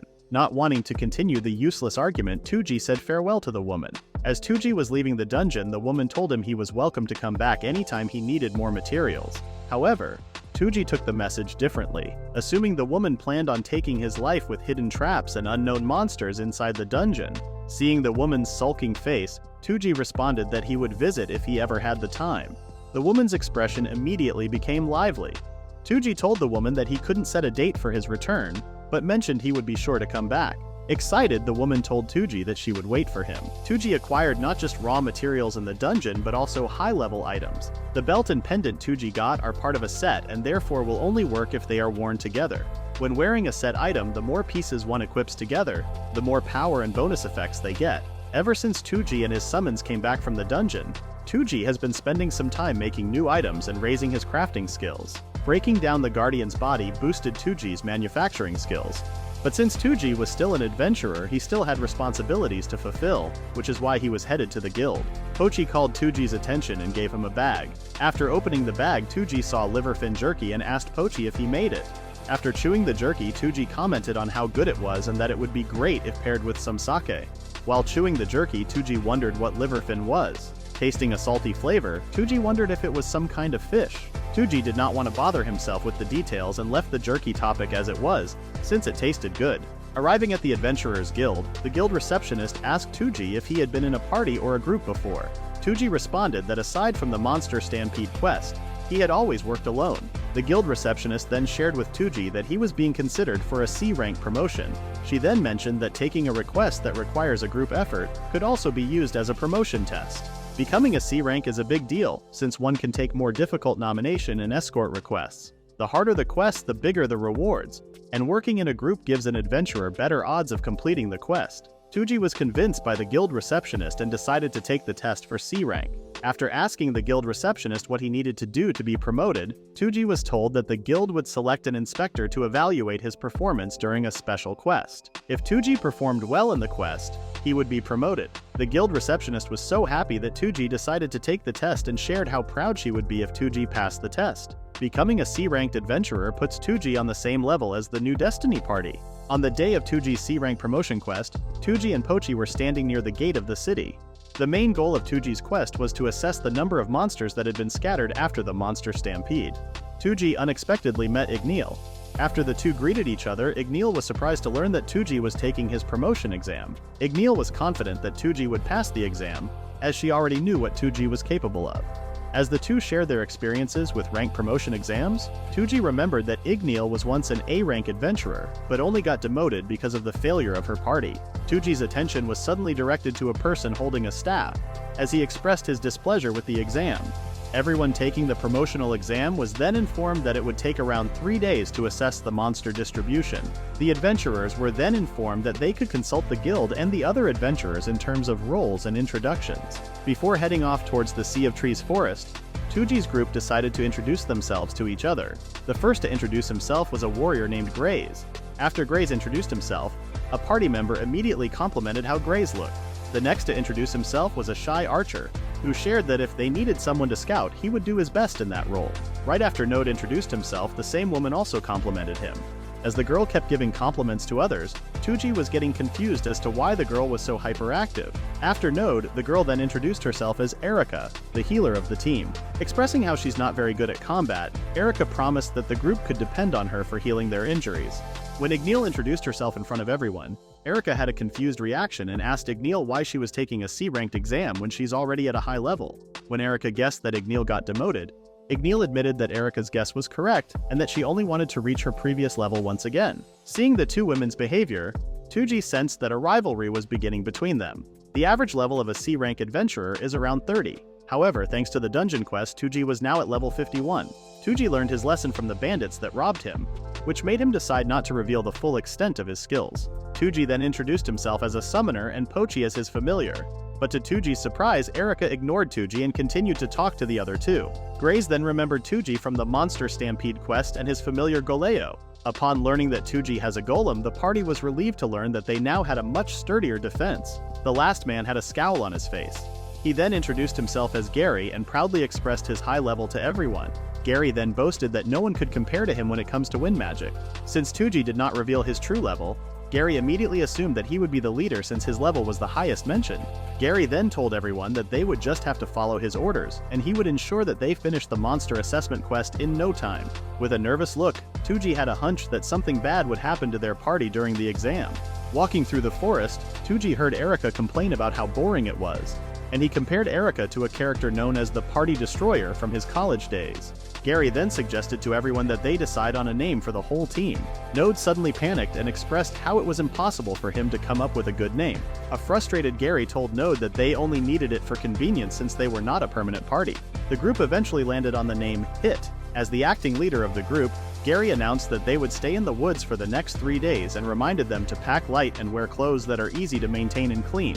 Since their roles were already decided, Gary mentioned that their next task was to get enough food for 3 days. Gary treated all food as precious regardless of what it looked like and told everyone that they'd have to eat worms and grubs if necessary. Grace asked Gary if he was serious. Gary explained to Grace how horrible it would be if they ended up starving because they didn't have enough food. Seeing Gary's point, Grace decided to follow his advice. Igneel also agreed with Gary since having enough food is essential. After gathering all their food in one place, Touji felt heartbroken, knowing that he would only eat the food that was in front of them and that he couldn't use Pochi's magic kitchen. Gary suddenly expressed his anger towards Node, since the only thing Node could offer was salt and pepper. Node apologized and explained that he normally hunts for his food, and told Gary that he would gather more during their quest. After explaining why he only carried seasonings, Gary expressed his displeasure with partying with Node and mentioned that they were already failing in preparing food. After berating Node, Gary targeted Erica next, since she didn't bring anything at all. Hearing Gary's shouts, Erica's eyes teared up and she begged Gary to stop shouting at her. As Gary voiced his complaints about how the entire party was in danger since they did not have enough provisions, Erica leaned on Grace and told him how scary and mean Gary was. After calming Erica down, Grace told Gary that he didn't mind sharing part of his rations with her. Gary reminded everyone how essential food was and that if they didn't eat enough, their senses would become dull and they wouldn't have the energy to fight or complete the quest. Mad at his irresponsible party members, Gary ordered that they head out since they were just wasting time. As Erica expressed her displeasure towards Gary for being a jerk, both Igneel and Touji remained silent, sensing an ominous aura around Erica. Despite doing nothing but walking for a few hours, Touji still felt anxious since the exam had started. Gary encouraged his party members to plan every stop of the quest, and if they followed the plan, they would surely become C rank. Erica assumed that becoming a C rank would be exciting, but she was only met with disappointment so far. Hearing Erica, Touji couldn't help but also agree. Gary decided on the formation for efficiency. Fighters and ranged attackers were positioned up front, with Node and Pochi on the sides. As a result, Touji was left in the rear as support, and ended up getting stuck listening to Erica's constant whining and complaints. Thinking that listening to Erica's complaints was the hardest thing he had endured so far, he tried to keep a positive attitude since they would only be stuck with each other for 3 days. However, Touji's mood was immediately spoiled when he stepped on a turd. Later that night, Touji, along with his summons and Ignile, finally had the chance to relax. Touji was forced to choke down without complaint the stew that Gary made, which was basically a mix of various ingredients. During his conversation with Igneel, Touji admitted that though his body was tired, his mind wasn't. He shared that although Gary comes off as rough and harsh, he is serious about the quest. Touji knew that Gary had the whole monster survey planned out. Gary's good leadership skills were being overshadowed by his cranky attitude and harsh words. Igneel then told Touji to be careful around Erica as she remembered a rumor about a healer named Erica. When Igneel mentioned the rumored party crusher, Touji was surprised as he did not think that was a real thing. After Igneel explained to Touji about the party crushers, he was in total disbelief and assumed that party crushers were only part of the difficulty level in the games he had played before. Igneel shared how party crushers tend to have different reasons. Some would do it for revenge and others would do it for the sick enjoyment of seeing others fail. Rumors or not, Touji knew that things had just gotten a lot more serious. Goleo started scribbling on the ground and Touji read what Goleo wrote. It asked what the point was in taking the test if one is not willing to try to succeed. Touji saw Goleo's point and thought that if they tried and failed, at least they tried. Igneel then pointed out how it would be heartbreaking if they tried their best and failed because of someone else. Touji ended up worrying even more and wondered if he should just stop holding back and use his skills to help everyone succeed. Out of nowhere, Node approached Touji and Igneel and asked if he could join them in front of the fire. Touji wondered why Node was currently up since it was not yet his turn for the night watch. When Node expressed how he wanted to stay with Touji, his summons, and Igneel, Node was asked if there were any monsters nearby. Shivering, Node shared that Grace and Erica woke up and ran off into the woods, and he asked that they look for them. After looking through the tent, Touji heard a sound deep in the woods. After hearing both Grace and Erica's voices, Touji couldn't believe that the two were actually making out in the forest. Node expressed how terrified he was seeing Erica's eyes, and shared that he would rather stay a solo adventurer than know what happens between the other members of a party. Touji and Igneel tried cheering Node up, explaining that there are also good parties. As the night ended and the day rose, things still did not get better. Gary kept talking about how he lost something that had been just around his neck. Seeing how frustrated Gary was, Erica kept teasing him. This annoyed Gary even more, and he instructed everyone to get ready for a full day's surveying. While Touji and Igneel packed the camping gear, Touji wondered if they had done something bad in their previous lives for karma to saddle their party with Erica. Seeing that he could no longer find his item, Gary decided to forget about it since he had already made preparations. Erica continued to tease Gary even though she knew the missing item was a watch. When Gary accused Erica of stealing his watch, he told her she would face punishment if she did not return it. Erica became mad and asked Gary who he was to give others punishment. When Gary reminded Erica that he was the party leader, Erica scoffed at him and told him that Grays was the true leader. Grays then explained how efficient Gary's plan really was but couldn't see the possibility of them finishing the quest with just efficiency. When Gary stated that both Igneel and he had a much higher level than Grays, he asked Grays what made him a better leader. Erica intervened in the conversation by pretending to be scared of Gary. When Gary told Grays that he was being manipulated by a girl, Erica showed Gary his watch and explained that she found it, blaming Gary for being careless. In the end, Gary begged Erica to give the watch back since it was a precious memento of someone close to him. With Erica's manipulation, Gary surrendered his position to Grays. Touji wanted to say something in Gary's defense, but Erica forbade them from helping Gary with a threat. As Igneel expressed her frustration towards Erica and Grays, Touji suggested they just file a complaint to the guild when they got back since murdering their party wouldn't help them. Gary then called Touji and Igneel's attention, and shared that he knew they really couldn't defend him against Erica. He then explained that the watering hole they were heading to might be home to a settlement of lizardmen. Gary explained that after the monster stampede, the guild thought the group of surviving lizardmen retreated to the biggest source of water in the area. Lizardmen are pretty hostile and territorial, meaning they would attack anything that isn't a lizardman. Gary explained how he had already planned out the quest, but since Grays and Erica decided to change course, they were now headed to the lizardmen's new habitat. When the group saw a waterfall and stream, Erica immediately took her clothes off and asked Grays to follow her and enjoy the water. As the two were having fun in the water, Erica asked the others to keep a lookout while they took a bath. As the others voiced their displeasure at being treated unfairly, Gary apologized to everyone for their suffering on his behalf. Igneel then told Gary not to worry about it and take it as a learning experience. After Igneel and Touji comforted and encouraged Gary, he immediately saw their point and apologized for sounding rude and being bossy in the beginning. While Erica and Grays were busy having fun, the others focused on getting Gary's watch back. Out of nowhere, a flame burst was suddenly cast from afar, making Touji wonder if it was Igneel.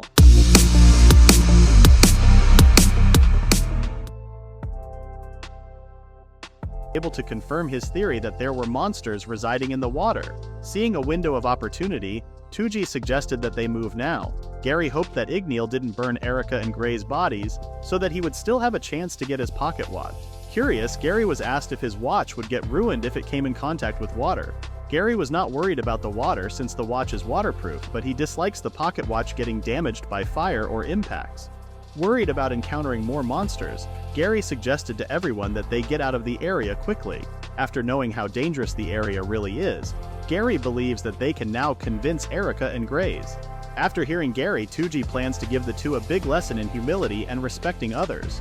Touji thought of a good idea and asked the others to follow his lead.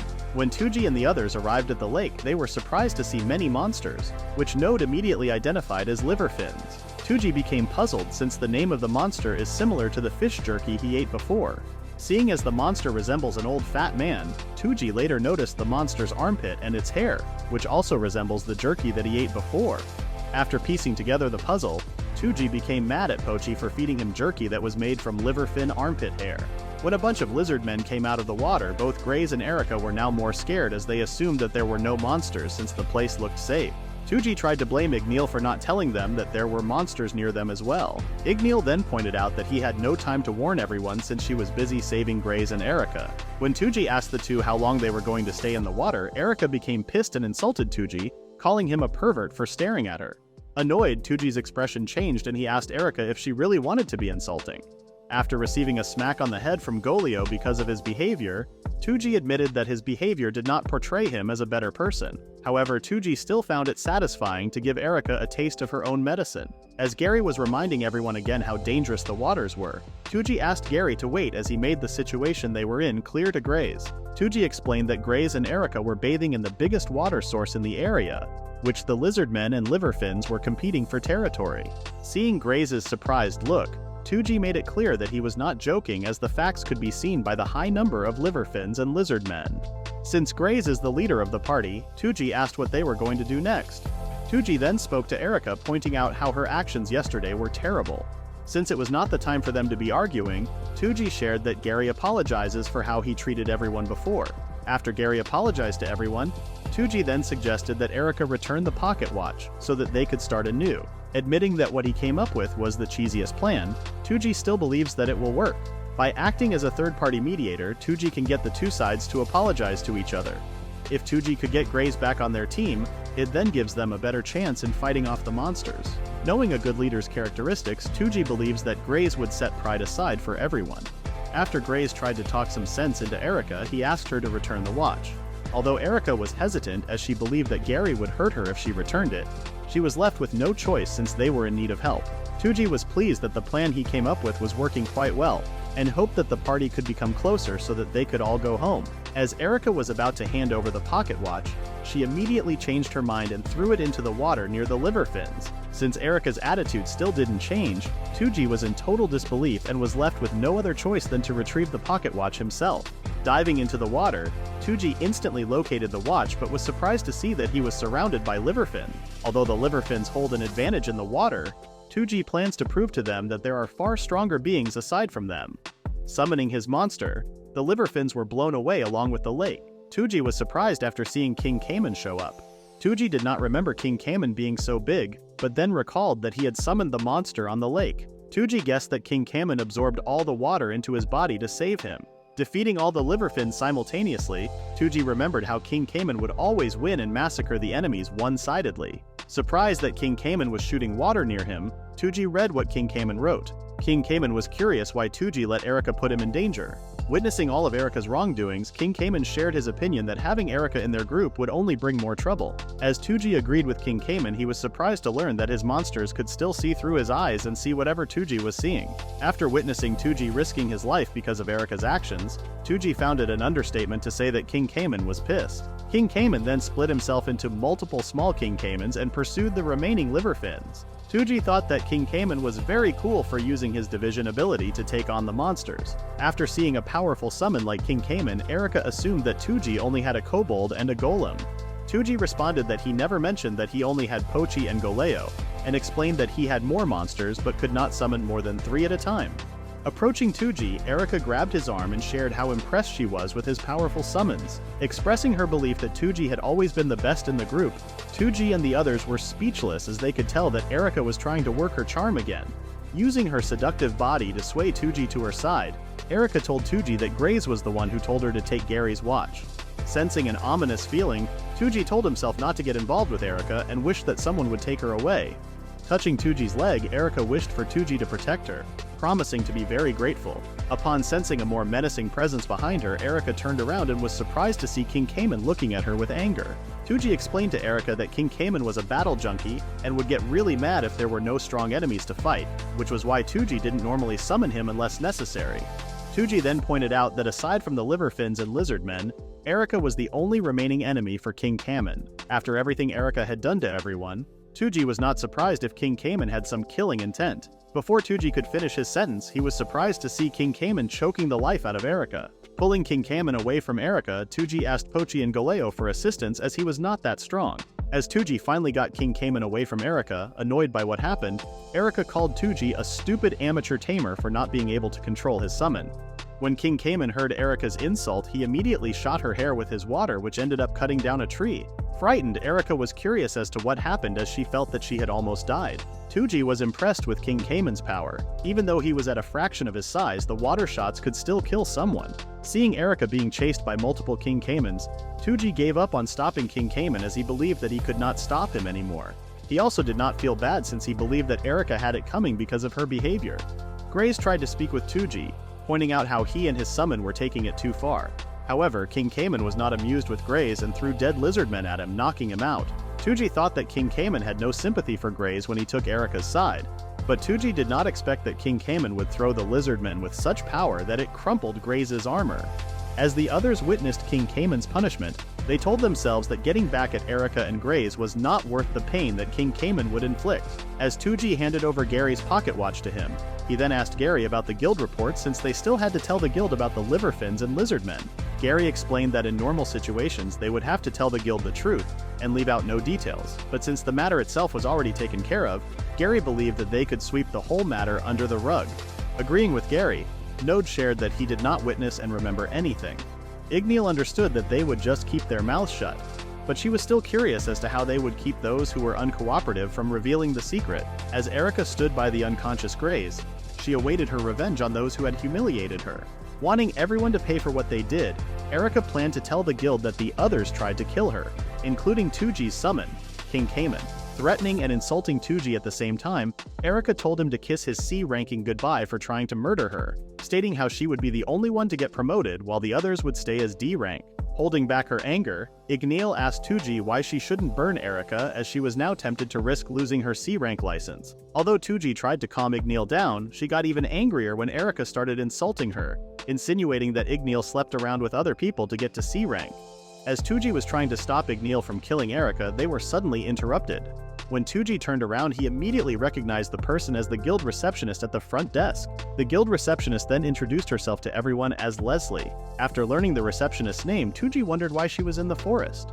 Leslie then told everyone that aside from the two members, no one in the party was held responsible for what transpired.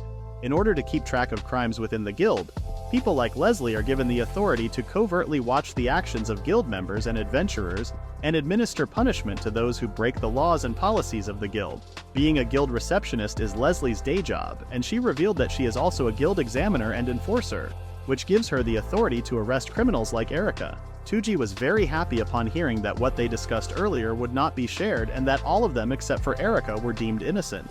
Tied down, Erica expressed how she was supposed to be the victim and asked if they were going to ignore that she was assaulted. Erica then mentioned that Touji should be arrested for having a dangerous monster that almost killed her. Leslie made it clear that as an official examiner, her judgment was final.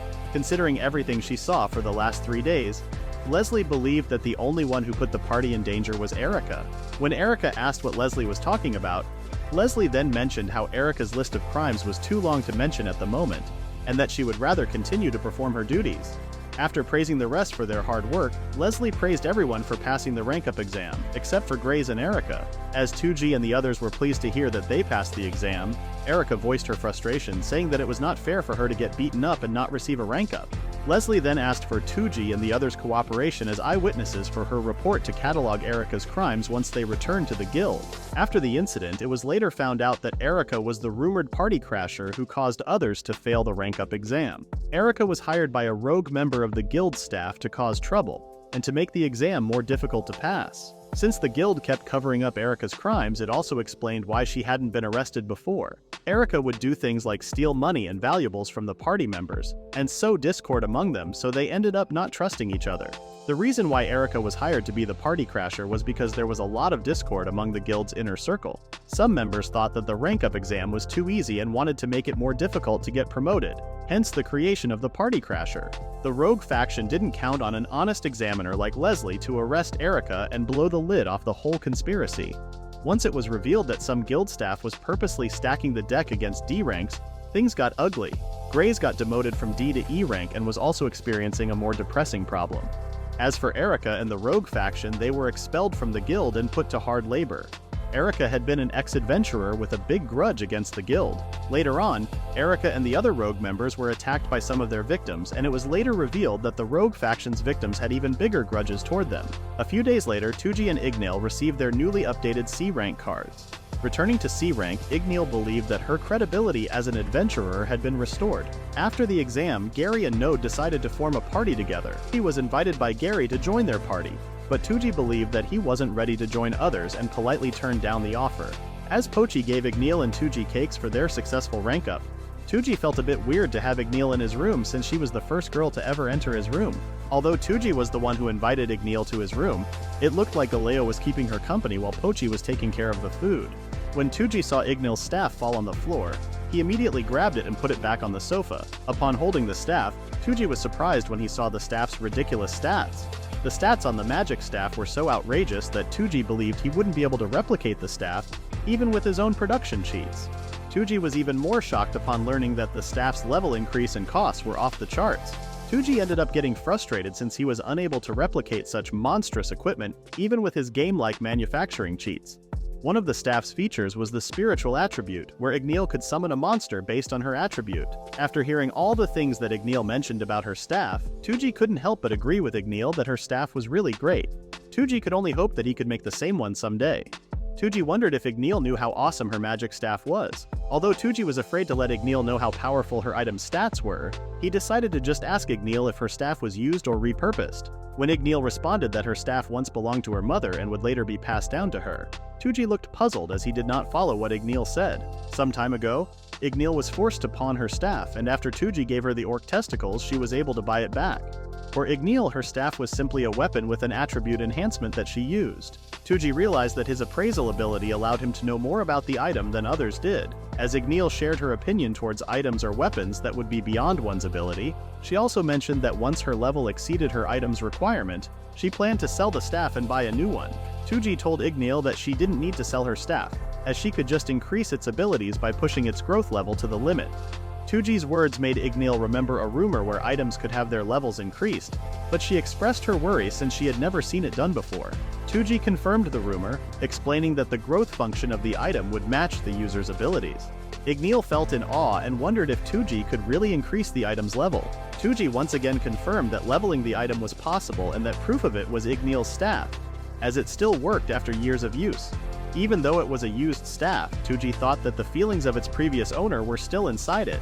When the user of the staff was in a pinch, Touji believed that it would increase in power to help the user out. As Igneel thought Touji's opinion was quite far-fetched, Touji wondered if he should explain to Igneel about spiritual affinity as well. Igneel admitted that her staff had served her quite well, unlike the cheap one she broke when she was captured by the orcs. She guessed that her mother knew about the growth factor and handed it down to her.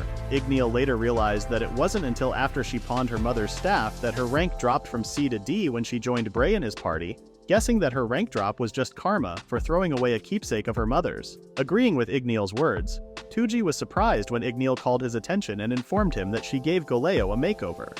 Although Touji did not know what to feel about Goleo's makeup, he decided not to say anything bad since it looked like Goleo was having fun.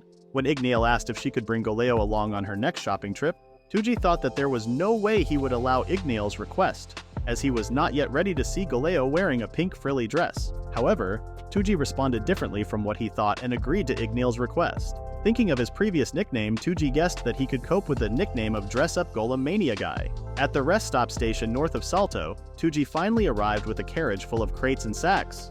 To reach the rest stop station, one would have to trek through the forest and over the mountains for several days. But there was a good reason why Touji took the request to deliver supplies to the rest stop. Assuming that Touji was tired from the trip, the guard informed him that he could freely use their facilities. The rest stop station that Touji visited was the starting line for his journey to obtain some special ingredients. Touji needed to find some fairy berries and ultra-purified water, which were the key components of the legendary elixir. Touji already expected that the ingredients he was looking for couldn't be found nearby, and that the further away he was from the city, the more dangerous it was to camp outside. After finding out that golems didn't need to sleep, Touji felt happy and made Goleo stand watch overnight. Golems are basically made from the earth and draw power from the ground beneath them.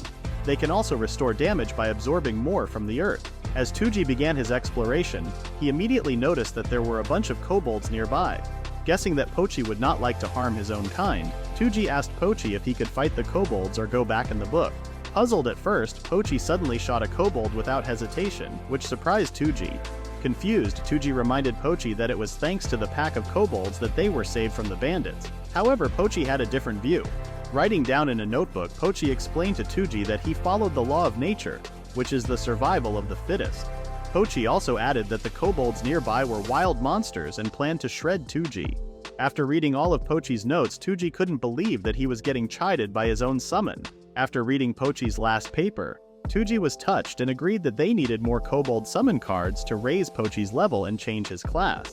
After witnessing how Pochi killed the kobolds and took the kobold summoning cards, Touji still found it hard to believe that his cute Pochi could be a hard-boiled and completely merciless killer in order to get stronger so he could stay by his side. During their search for fairy berries and ultra-purified water, Pochi went on a kobold hunting spree. Touji witnessed a complete massacre as Pochi used the crossbow Touji made for him like a sniper rifle, picking off wild kobolds left and right. Before the day was done, Touji's summons book had a huge inventory of kobold summon cards. Touji could only imagine what Pochi could evolve into. Touji and Pochi had a busy day as they collected 500 kobold summon cards and blew over 13 million kettles. Although Touji paid a high price, it was all worth it since Pochi had moved up from normal to unique type. Disappointed that they couldn't find any of the ingredients they were looking for, Touji was still happy after getting a 50% increase in kettle drops, which meant they could make a ton of money and evolve his summons even faster. Since evolving a familiar is very expensive, Touji believed that what he had achieved for the day was a win. Now a unique type monster, Touji suggested to Pochi that they celebrate with some dinner. Arriving at the cafeteria, Touji was surprised when he did not see one person eating. Realizing that it was already late and that the dinner rush was over, Touji decided that he would just use the kitchen. Knowing Pochi's preferred ingredients, Touji took out the fresh ingredients and just sat back as Pochi worked his cooking magic. Touji suddenly smelled something good, but then realized that the smell was familiar. Checking the ingredients used by Pochi, Touji recognized the dish as curry and immediately chomped down on the food. Fortunately for the guards who were on a late-night shift, they met Touji and Pochi and had a delicious dinner. When morning came, Touji greeted Pochi but was surprised when he didn't see Pochi beside him. Guessing where Pochi went, Touji visited the cafeteria and immediately saw that the place was full of people. If Pochi is near a kitchen and a bunch of hungry people, he would go into diner mode. Observing Pochi, Touji thought that Pochi was making breakfast as well as food for lunch. While having his meal, Touji was asked by one of the guards if he was heading out after breakfast. Touji responded that he was, as he planned to go somewhere far. Since Pochi knew about Touji's plans, Pochi started making breakfast for him. But Touji believed that Pochi got a little carried away. Curious, the guard asked Touji what he was looking for. After sharing the items that Touji was trying to locate, the guard was surprised since he also knew that the items were very rare and hard to find. Touji suddenly stood up out of excitement when another guard mentioned that he had seen one of the items on one of his patrols. Touji assumed that it was the fairy berries but was a bit disappointed when the guard responded that it was the clean water. Touji still counted it as a win since he didn't have any idea where to find the purified water in the first place. Touji was told that he would have to go east from the station, and the journey was a 2-day hike through the forest. The guard didn't have an appraisal skill, so he wasn't sure about the water. But the magical aura in the area was so dense and the water was so clean that the guard believed the fairies were involved. While the guard was being teased by the other guards, Touji thought of something and asked if fairy berries were nearby the clean water. The guard was not certain about the fairy berries but still advised Touji to forget the whole thing. The guard then mentioned that according to legend, the fairies cleaned the water and used it to grow the magic berries. The guard then shared his experience where he wasn't sure if he was hallucinating or if the fairies were using illusions. But after seeing the water, the guard was led into a place filled with dangerous monsters. The guard barely managed to get out of the place with his life. Curious, Touji asked what kind of countermeasures could be used against hallucinations and illusions. The guards gave Touji some tips, the first being gear equipped with anti-illusion magic for some defense, and a sour Vita berry since the taste of bitterness or sourness can offset the effects of hallucinations. In the RPG that Touji used to play, illusion and hallucination effects weren't all that effective. But in the real world, hallucination can be very deadly. After eating a really big breakfast, Touji departed from the station to look for the pure water. On their journey, Touji thought of what the guard said and realized that wandering off in the forest while hallucinating would give the impression of a 2-day trip. Since Touji was not hallucinating or under an illusion, he believed that he would soon reach the water. After seeing the clean body of water, Touji did not expect to find it so easily. If the water was indeed ultra pure, Touji believed that Collect would react to its high value. But since Collect didn't have any reaction, he believed that it was just clear spring water. All of a sudden, Touji's collector option started acting up, which made him wonder if there was something worth collecting in the bushes. After checking the bushes, Touji was surprised when he actually saw the real fairy berries. Fairies are supposed to swarm around bushes, but Touji did not see any fairies around. Since the water that Touji found was not the ultra-purified water, he guessed that finding the ingredients for the elixir would be very difficult. When Touji asked Pochi if he picked up a scent that comes from fairies, Pochi responded that he did not. Touji then realized that he had asked a dumb question, as neither of them had ever seen a fairy. Since Pochi didn't detect any unusual odors on the berries, Touji guessed that there weren't any fairies around before. Marking the spot where they found the fairy berries on his map, Touji then continued on his journey to look for the ultra-purified water. Upon looking down, Touji noticed that his leg was wrapped in a vine, and he was relieved that he didn't trip. Unexpectedly, Touji was suddenly dragged by the vine, hitting the trees as he passed by. Confused as to what was going on, Touji could only tell that the vine was trying to kill him, and that he needed to cut it. Unfortunately for Touji, since he was being thrashed by the vine, he couldn't aim properly at it. When Pochi finally came to Touji's aid, Pochi was suddenly wrapped in vines and ended up joining Touji and getting captured. As the two were being hung upside down, it was revealed that the vines belonged to a carnivorous pitcher plant. The plant is an extremely dangerous species that uses its vines to trap and drag prey toward it, and its diet consists of small animals and humans. Touji figured that he was being dragged away by a monster and guessed that the monster hunts by laying down its vines like tripwires and grabbing anything that touches them. When Touji noticed some tiny people in front of him, he was surprised to see wings behind them. Touji realized that the reason there were no fairies near the berry bushes was because of the carnivorous plant that took them. Touji shared his plan with Touji for saving the fairies, expecting that they would receive fairy berries and the location of the ultra-purified water as gratitude. Touji found Pochi's idea great and agreed to go with it. Since both of them had lost their blades while being dragged, Touji asked Pochi if he could shoot the main body of the plant with his crossbow. When Pochi tried to shoot at the plant, the carnivorous plant suddenly shook Pochi, making him miss his shot and almost hitting Touji. As Touji was scolding Pochi for almost hitting him, he didn't expect that the plant would be smart, and wished that they had a level 120 monster to smash the plant. Fortunately for Touji, both Galeo and Collect arrived in time to save them. Calling out for help, Touji instructed Galeo to smash the plant and set them free. As Galeo was about to make his move, he was suddenly wrapped with the plant's vines. However, the vines were easily destroyed by Galeo, setting both Pochi and Touji free in the process. The carnivorous plant decided to focus all of its attacks on Galeo, wrapping its limbs with vines. Touji praised Galeo's heaviness, as it played a vital role in his advantage against the carnivorous plant. Hearing that Touji called him heavy, Galeo threw his hammer at Touji, since his feelings were hurt. To make up for his mistake, Touji told Galeo that he was fine the way he was, and instructed Galeo to show the plant that he was far superior. After receiving the order from Touji, Galeo then used his ultimate final attack, the Super Galeo Smasher. Praising Galeo for his magnificent work, Touji wondered what he could do to help the fairies. Touji learned that health potions do not work on the fairies after making one of the fairies drink one. He also noticed that the fairies' mana levels were very low. Touji then remembered that fairy berry juice is also considered a mana potion, and made one of the fairies drink it. Touji and his summons were relieved to see that the fairy was waking up. When the fairy finally regained his senses, he was surprised to see a human in front of him and asked the human to stay away.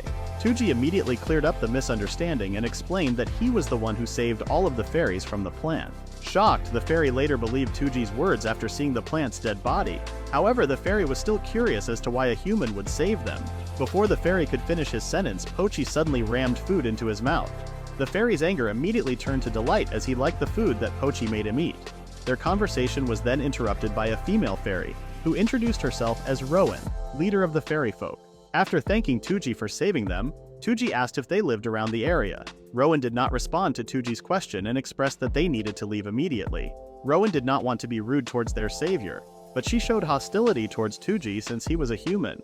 The male fairy then told Rowan that they should eat some more, as he discerned that Touji was not a bad person. Touji didn't mind Rowan's rude behavior and suggested that they eat Pochi's food since there was plenty more. Annoyed at first since everyone started eating human food, Rowan decided to take a bite after receiving some. With just one bite, Rowan immediately fell for the food. Touji knew that no one could resist Pochi's homemade butter cookies, as one would be immediately captivated by their sweetness after one bite. Pochi also came up with a sweet jelly made from slime residue, which Touji was not very fond of, and he hoped that the fairies would eat the jelly as well. Rowan couldn't help but admit that Pochi's specially brewed tea was very nice. When Touji asked Rowan if he could ask her something, Rowan immediately guessed that the reason why Touji saved them was so that they could return the favor. Rowan agreed but informed Touji that it would be within their power. When Touji asked Rowan if the berry bushes near the watering hole belonged to them, Rowan's facial expression changed and she asked Touji if that was what he was after.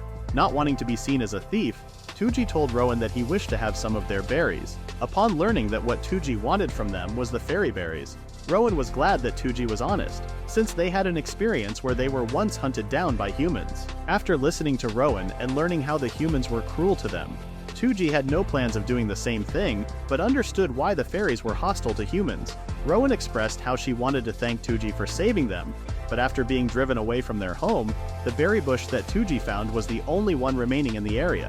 The berries are vital to the fairies' survival since they sustain their magic and life force. Touji realized that he had stumbled into something very troublesome, and guessed that he would just look elsewhere. When Touji asked Rowan if they knew where to find the ultra-pure water, she mentioned that it was located east and the journey took a day and a half. Rowan once again showed hostility towards Touji, and was more surprised that Touji knew where their paradise was located. Apologizing for her behavior, Rowan agreed to talk about the ultra-pure water.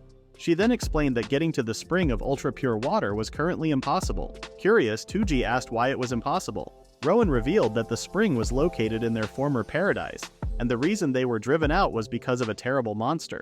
Besides illusions, fairies can use the 4 elements, which meant that normal monsters weren't a problem.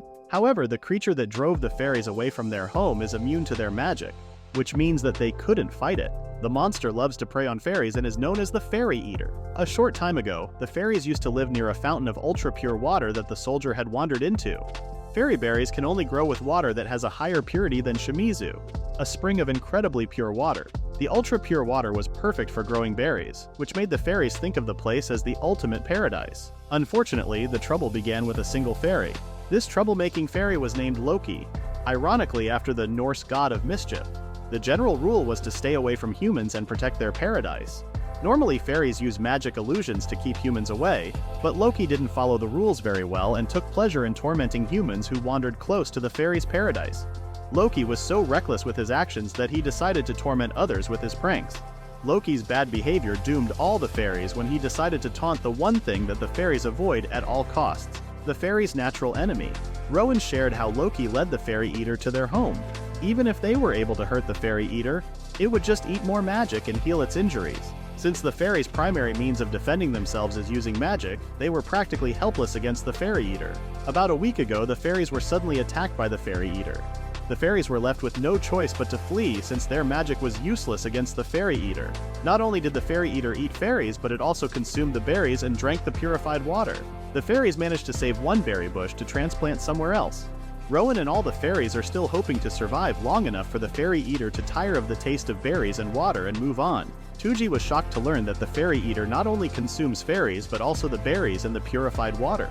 Rowan responded as she believes that for the Fairy Eater there is no difference. Either the Fairy Eater will devour them and their magic or consume the berries and water along with their magical essence. Touji could understand why the Fairy Eater would not leave the area since it was practically a perfect hunting ground. When Touji asked Rowan if she knew of another source of ultra-purified water, Rowan responded that he would have to cross over a mountain to get to water with the same level of purity as their ultimate paradise. When Rowan shared that normal clean water is a scarce commodity and is considered valuable, Touji was surprised as he had no idea that the price of pure water was so high. From what Touji understood from Rowan, Fairy Eaters are able to extract the magic from the ultra-pure water and expel it as regular water. For it to become ultra-pure water again, it would need at least 50 years to soak up enough magic from the air. Touji finally made up his mind and told Galeo and Pochi that they would defeat the Fairy Eater. Not wanting the Fairy Eater to waste more of the ultra-pure water, Touji also decided to help the fairies. When Rowan asked Touji if he would really help them, he confirmed it and honestly told Rowan his real purpose, and that the only thing blocking that was the Fairy Eater, which Touji decided to defeat. Rowan became very excited and willingly offered as much water and berries as Touji needed if he defeated the Fairy Eater. Since clean water is hard to use, Rowan shared how they've been feeding their last berry bush with clean water infused with their own magic. Touji learned that in the fairy paradise, the spring created a huge amount of ultra-pure water to maintain all the berry bushes. However, the fairies also have a secret technique to change pure water into ultra-pure water. In exchange for helping the fairies, Rowan taught Touji the technique for transforming pure water. Ironically for Touji, his cheats allowed him to learn the technique easily. After Touji and the others decided to head out towards the fairy paradise at dawn, they made their plans during that time. As they were discussing how to handle the Fairy Eater, their meeting was suddenly interrupted by another fairy wishing to fight alongside her sister Rowan. After Gwen interrupted the meeting, the other fairies then showed up and expressed their support to fight alongside Rowan. Seeing Harold and the other fairies so determined to get their home back, Rowan couldn't help but tear up with happiness. Observing the situation, Touji pretty much understood what was going on between Harold and Rowan and decided to move on. When Harold and the other fairies asked about the human with Rowan, she then introduced Touji to them, sharing how Touji was the one who saved her from the killer plant. When Rowan shared their plans to retrieve their home with Touji's help, Harold and the other fairies had some doubts about Touji, thinking he might not be strong enough. Rowan did not ignore the others' worries but believed that they were in an emergency and would require all the help they could get. Excited, Harold couldn't wait to defeat the Fairy Eater and get their home back. Touji advised Harold and the other fairies not to charge in recklessly. Since the Fairy Eater consumes magic, the fairies would just make it stronger. As Touji planned to use weapons against the Fairy Eater instead of magic, he noticed that the fairies did not have weapons and asked how they were casting their magic without a staff or wand. Harold shared that they just cast their magic with their hands, and that only humans use a staff or wand to cast magic. It was then revealed that since the fairies can use magic with just their hands, humans have ruthlessly hunted them. Shockingly, other humans rip off the fairies' wings to use as material to create the wands they use. Apologizing for his ignorance, Touji promised himself that he would never use craftsmanship that required using a body part of the fairies. As they were about to go near the place, Touji suggested to the other fairies to wait while they handled the fairy eater. When Touji finally saw the fairy eater, he was surprised at how huge it was. Believing that the fairy eater was sleeping off a fairy berry feast, Touji thought it was their best chance to attack while it was unconscious. Sneaking behind Touji, Harold was shocked to see that the monster had gotten bigger than he remembered.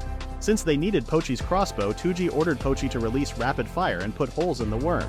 As Pochi's attacks connected, the fairy eater let out a painful sound. With the help of Touji's enhanced crossbow bolts, which can penetrate monsters' hides that are level 120, they continued with their rhythm. Touji planned to test out his secret strategy. Seeing the injured fairy eater coming towards them, the fairies immediately ran away. Continuing with their advantage, Touji ordered Pochi to keep on shooting at the fairy eater.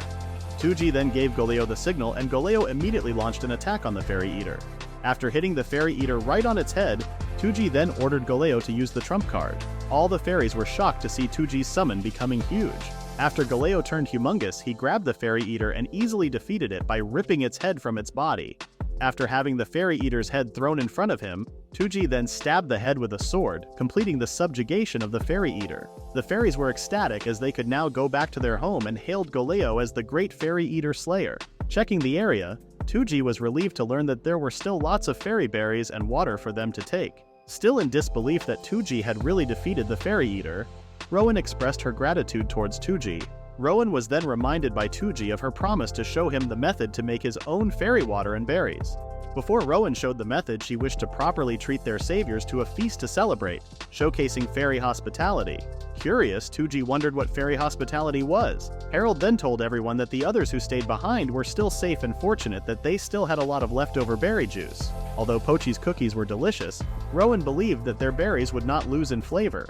Thanks to the extremely fertile soil of their home, the berries Rowan and the others grow in the area taste good, and the fairy berry wine they make from the juice is something to behold. A fairy then approached Touji, giving him their food, a breadfruit. The food tasted like toast and jam and was considered a delicacy for the fairies. Touji remembered that he also had a breadfruit back in his old world. However, if a breadfruit is baked, it would taste just like bread with no flavor. Pochi showed interest in the breadfruit and wished to cook the same thing. After cutting and peeling the ingredients, the fairies were curious about Pochi's methods as they normally just cut the ingredients and scoop out the inside. As Touji agreed with the fairy, he believed that Pochi had some kind of idea. After frying the pieces in oil and coating them in a sauce made from honey and a bit of soy sauce with some sesame seeds, Touji immediately recognized the food as Daigaku Imo. When Touji and the fairies tasted the food that Pochi cooked, they felt electrified as the food was very delicious. The fairies couldn't believe that just by adding honey and cooking it in oil, Pochi made their breadfruit even more delicious. While everyone was enjoying the feast, Touji noticed something behind it. Upon turning around, he revealed that the fairy hiding behind the trees was none other than Loki, who wished to have a taste of the food. The other fairies then noticed Loki as well. As Touji recalled, Loki was the fairy that caused all the trouble with the fairy eater. When Harold saw Loki approaching them, he immediately grabbed a twig and drew a line between Loki and him. Believing that their party was just starting to get good, Harold asked Loki what he was doing back in their home. When Loki responded that he returned because he was worried about everyone, Harold pointed out to Loki that he was the first one to flee when the fairy eater showed up. While following Rowan's instructions to save the saplings, Harold asked Loki what he was doing at that time. When Loki responded that he was scared and panicked, Touji could tell that Loki was not making himself look good with his explanation. He was not sure if the others were going to easily forgive Loki for bringing the fairy eater and nearly killing them all. Although all of the fairies had already informed Loki about the fairy eater and not to bother it, Loki still did not listen. Due to his unthinkable actions, Loki was surprised and got scared when the fairy eater retaliated. Loki then tried to twist the situation, making the incident a good thing since it led to a relationship with a human and getting back their home. Rowan then spoke to Loki, reminding him that they are not interested in the outside world, and that they are trying to limit their exposure for the safety of their people. Admitting her fault for not recognizing Loki's lust to venture into the outside world, Rowan asked Loki if he really was sorry for the danger he caused by his actions. When Loki responded that he understood the repercussions of his actions, Rowan then banished Loki from their place, which puzzled Loki. Turning serious, Rowan told Loki that there was no reason for him to stay in their paradise if he found it very boring. If Loki wished to experience the outside world, Rowan made it clear that they would not stop him. Wishing that Loki would enjoy the excitement of the outside world to his heart's content, she made it clear he was no longer welcome in the place he called boring. Even though Loki apologized and hoped that Rowan did not mean what she said, Rowan was stern with her decision, since an apology was not enough for almost killing them all. Loki was then told that he should be grateful that they are a peaceful people and wouldn't execute him. Loki still wouldn't own up to his actions, believing that what he did was a harmless prank, even though he was repeatedly warned by the other fairies. To ensure the safety of their home and that of the others, Rowan made his final decision and banished Loki from their home. She sternly informed Loki that crawling back to them would not help, as they would kick him out by force. Frustrated, Loki called Rowan out for being the oldest, saying that she wouldn't have any authority if their parents were with them. Not liking Loki's words, all of the fairies threw everything they could grab at Loki, casting him out of their paradise. Still believing that everyone did not mean what they said, Loki looked at Touji. Tears in his eyes, Loki approached Touji, begging for help since Touji was the one who defeated the Fairy Eater. Believing that Touji is a nice guy, Loki asked Touji to tell the others not to abandon him. Touji did not want to get involved in Loki's mess and believed that Loki should suffer the consequences of his actions. When Touji told Loki that he only helped them out because they made a deal, Loki then also tried to make a deal with Touji. However, they were interrupted by Rowan, telling Loki not to involve Touji with his punishment and making it clear that it was her final warning. Mad, Loki left his home after telling everyone that they are all a bunch of ingrates. Although Loki finally left, the other fairies remained silent and did not show any happy emotion. Touji didn't know if it was his place to say anything about the whole thing, as he believed that the matter was between the fairies and, as an outsider, he should just leave it at that. When Touji left the fairy paradise, he learned how to create ultra-pure water, and even the method to cultivate fairy berries on his own. The fairies gave Touji a sample bucket of water, plus a sapling so he wouldn't have to keep coming back. The fairies had also been collecting coins, jewels, and other stuff dropped by humans. For the fairies, it was just cluttering up the forest. Since fairies really don't have any use for money and stuff, Touji felt it was a bonus for him for all his hard work. Touji admitted that the whole adventure was more trouble than he thought, but since everything ended well, he did not pay any more attention. While on their way back, Touji noticed a drop item on the ground. Drop items can occur even if Touji is not specially involved, such as another adventurer killing a monster, or when two creatures fight each other. Touji was puzzled when the items he saw were from a fairy. Since he didn't see a corpse anywhere, Touji believed that Loki had been dealt with by his karma. Arriving back at his home, Touji didn't expect that obtaining the ingredients would take about 2 weeks or half a month. Touji left Pochi in charge of cleaning up the hotel room while he went over to the Albert Family Chamber of Commerce, after receiving a message from Meyer, saying that she really needed to see him fast about some kind of business. When Touji finally met with Meyer, she showed him 3 huge pouches filled with coins. Meyer explained that the money was Touji's portion for the potion stock they sold. Meyer asked Touji if he still remembered the monster stampede he participated in, and revealed that it wasn't only the city of Sarto that was involved. The city of William was next to them when Meyer learned that the city was endangered by the stampede, which gave Meyer a good opportunity to do some business. Following Touji's example of selling cheap to the adventurers who were injured during the stampede, Meyer's business increased as many of the adventurers residing in the city of William were pretty banged up. As Touji remembered, some of the adventurers who are in Sarto now came from William. The reason they moved was because the monster population decreased over in William, which meant there were fewer monster subjugation requests. Touji believed that the cause of the problem was once again the hero party, which wiped out the monster population to increase their levels. Because of their actions, they caused an adventurer shortage in the area. Touji was baffled upon realizing that the hero party did not just participate in the monster stampede, they were also destabilizing the local ecosystems and economics. Meyer shares the same thoughts as Touji about the heroes from Dapuri. After recklessly overhunting the monsters, causing them to stampede towards other nations, the so-called heroes didn't even bother to check on the consequences of their actions. The heroes simply ignored the mess they made, continued to increase their levels, and went inside the dungeon in Dapuri. Touji wonders if the heroes of Dapuri realize how much they're damaging the local ecosystem, and if they are even aware that they were the cause of the stampede. Touji believes that they are not worthy of being called heroes as they haven't done anything heroic. To justify the heroes' actions, Meyer learned that the king of Dapuri is still pushing the propaganda. Disappointed that the king released another volume, Touji was a little bit happy since he could use more scrap paper. Meyer doesn't know if the people of Dapuri believe what is written in the book, but she is curious why the book is being sold in Salto. Although curious, Touji does not really care about the book's contents as he just uses it for strengthening his enhancement skills. Ending their discussion about the heroes of Dapuri, Touji informed Meyer that he has a whole new stock of manufactured goods to sell.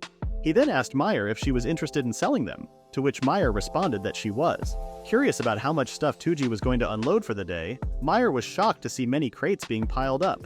Initially surprised, Meyer then told herself that she shouldn't be surprised anymore since she was doing business with Touji. Aside from swords and weapons, Touji asked Meyer if she also buys armor and accessories. After dumping all the items Touji made, Meyer couldn't believe the quantity Touji produced, but was even more amazed at the high quality of the items, believing that even the nobles would spend their fortunes to purchase one of Touji's items. Meyer couldn't believe that Touji made armor that could automatically adjust its size to fit the user. Guessing that all the armor is enhanced the same way, Meyer believes that the value of the armor has increased even more since they won't have to custom fit anything. So instead of making weapons and potions, Touji learned that he could also make money by making armor and accessories. Touji believes that he can earn a lot by focusing on items that can be used by C-ranked adventurers and above. While establishing a new type of deal with Meyer, Touji then told her that he has one more special item in his inventory. Receiving the sword Touji made, Meyer was curious if it was a sword with attribute enhancement. After checking the strength level of the sword, Meyer couldn't believe that Touji made a sword that is on the level of a master-grade magic sword. The sword Touji made is a medium-level magic sword, a one-handed sword imbued with a latent ability. Sighing, Meyer once again told herself and Touji that she shouldn't be surprised by him anymore. Touji was impressed that Meyer was able to calm down quickly. Realizing that Touji does not know the implications of the weapon he made, Meyer explained that if the creator stacks the strength points, the user will get a 15% increase in strength level. That by itself puts the sword into the medium-grade magic weapon category. The crappy sword Touji saw in William was only worth 5 million kettles. Touji never thought that putting a triple latent ability in one category could raise the value of the sword by so much. Meyer informed Touji that the medium-grade sword was too much and could not be sold through her normal channels. Meyer needed to bring the sword to her father so he could decide how to process it. The sword Touji made is normally found in demonic areas or in a dungeon. Meyer suggests professionally appraising the sword to check its performance. A weapon's latent potential is dependent on the level of the user. The higher the user's stats, the higher the increase. If one knows their exact stat figure, they can calculate how much of a boost they can get. There are people in the world who can measure those stats called magic equipment appraisers. Since the sword only has a 15% increase in strength points, Touji thinks that it isn't necessary to have the sword professionally appraised. Hearing Touji, Meyer became curious as to why he thinks it isn't necessary. Reminding Meyer that he is the one who made the sword, Meyer felt frustrated after learning that Touji has another ability that he isn't telling her. In the end, Touji and Meyer went with the cover story that the sword was found in a dungeon. Since it was so valuable, the sword couldn't be sold privately, so Meyer's father decided to put it up for auction at a later date. As for the rest of the stuff Touji made, he plans to observe if it would sell well to the Adventurers Guild and private buyers. Since Touji's own stats are basically bog standard, he believes having enhanced equipment is necessary, and making enhanced equipment costs a lot of money. Touji still had to make a living and needed to earn as much as he could whenever he had the opportunity. Seeing a mysterious door, Touji asked Galeo and Pochi if they added a door to the room. Touji believes that it would not be possible for Galeo and Pochi to add the door, since there are no signs of construction. Curious, Touji asked if they had tried opening the door before. When both Galeo and Pochi shook their heads, Touji decided to check what was inside. Seeing a spiral staircase, Touji remembered something terrible and asked Pochi to make a batch of his pancakes as they needed some bait. Fanning the scent of the food towards the special room, a familiar face suddenly appeared, eager to taste something sweet. Touji's guess was correct, and he immediately ordered Galeo to not let the woman get away. Galeo successfully trapped the core of the dungeon under the tablecloth. Throwing a fit, the woman wished to be freed as she wanted to eat the food Pochi made. After asking the woman to calm down, Touji promised that he would let her eat some pancakes if she quieted down. After following Touji's instructions, the woman then asked to be released.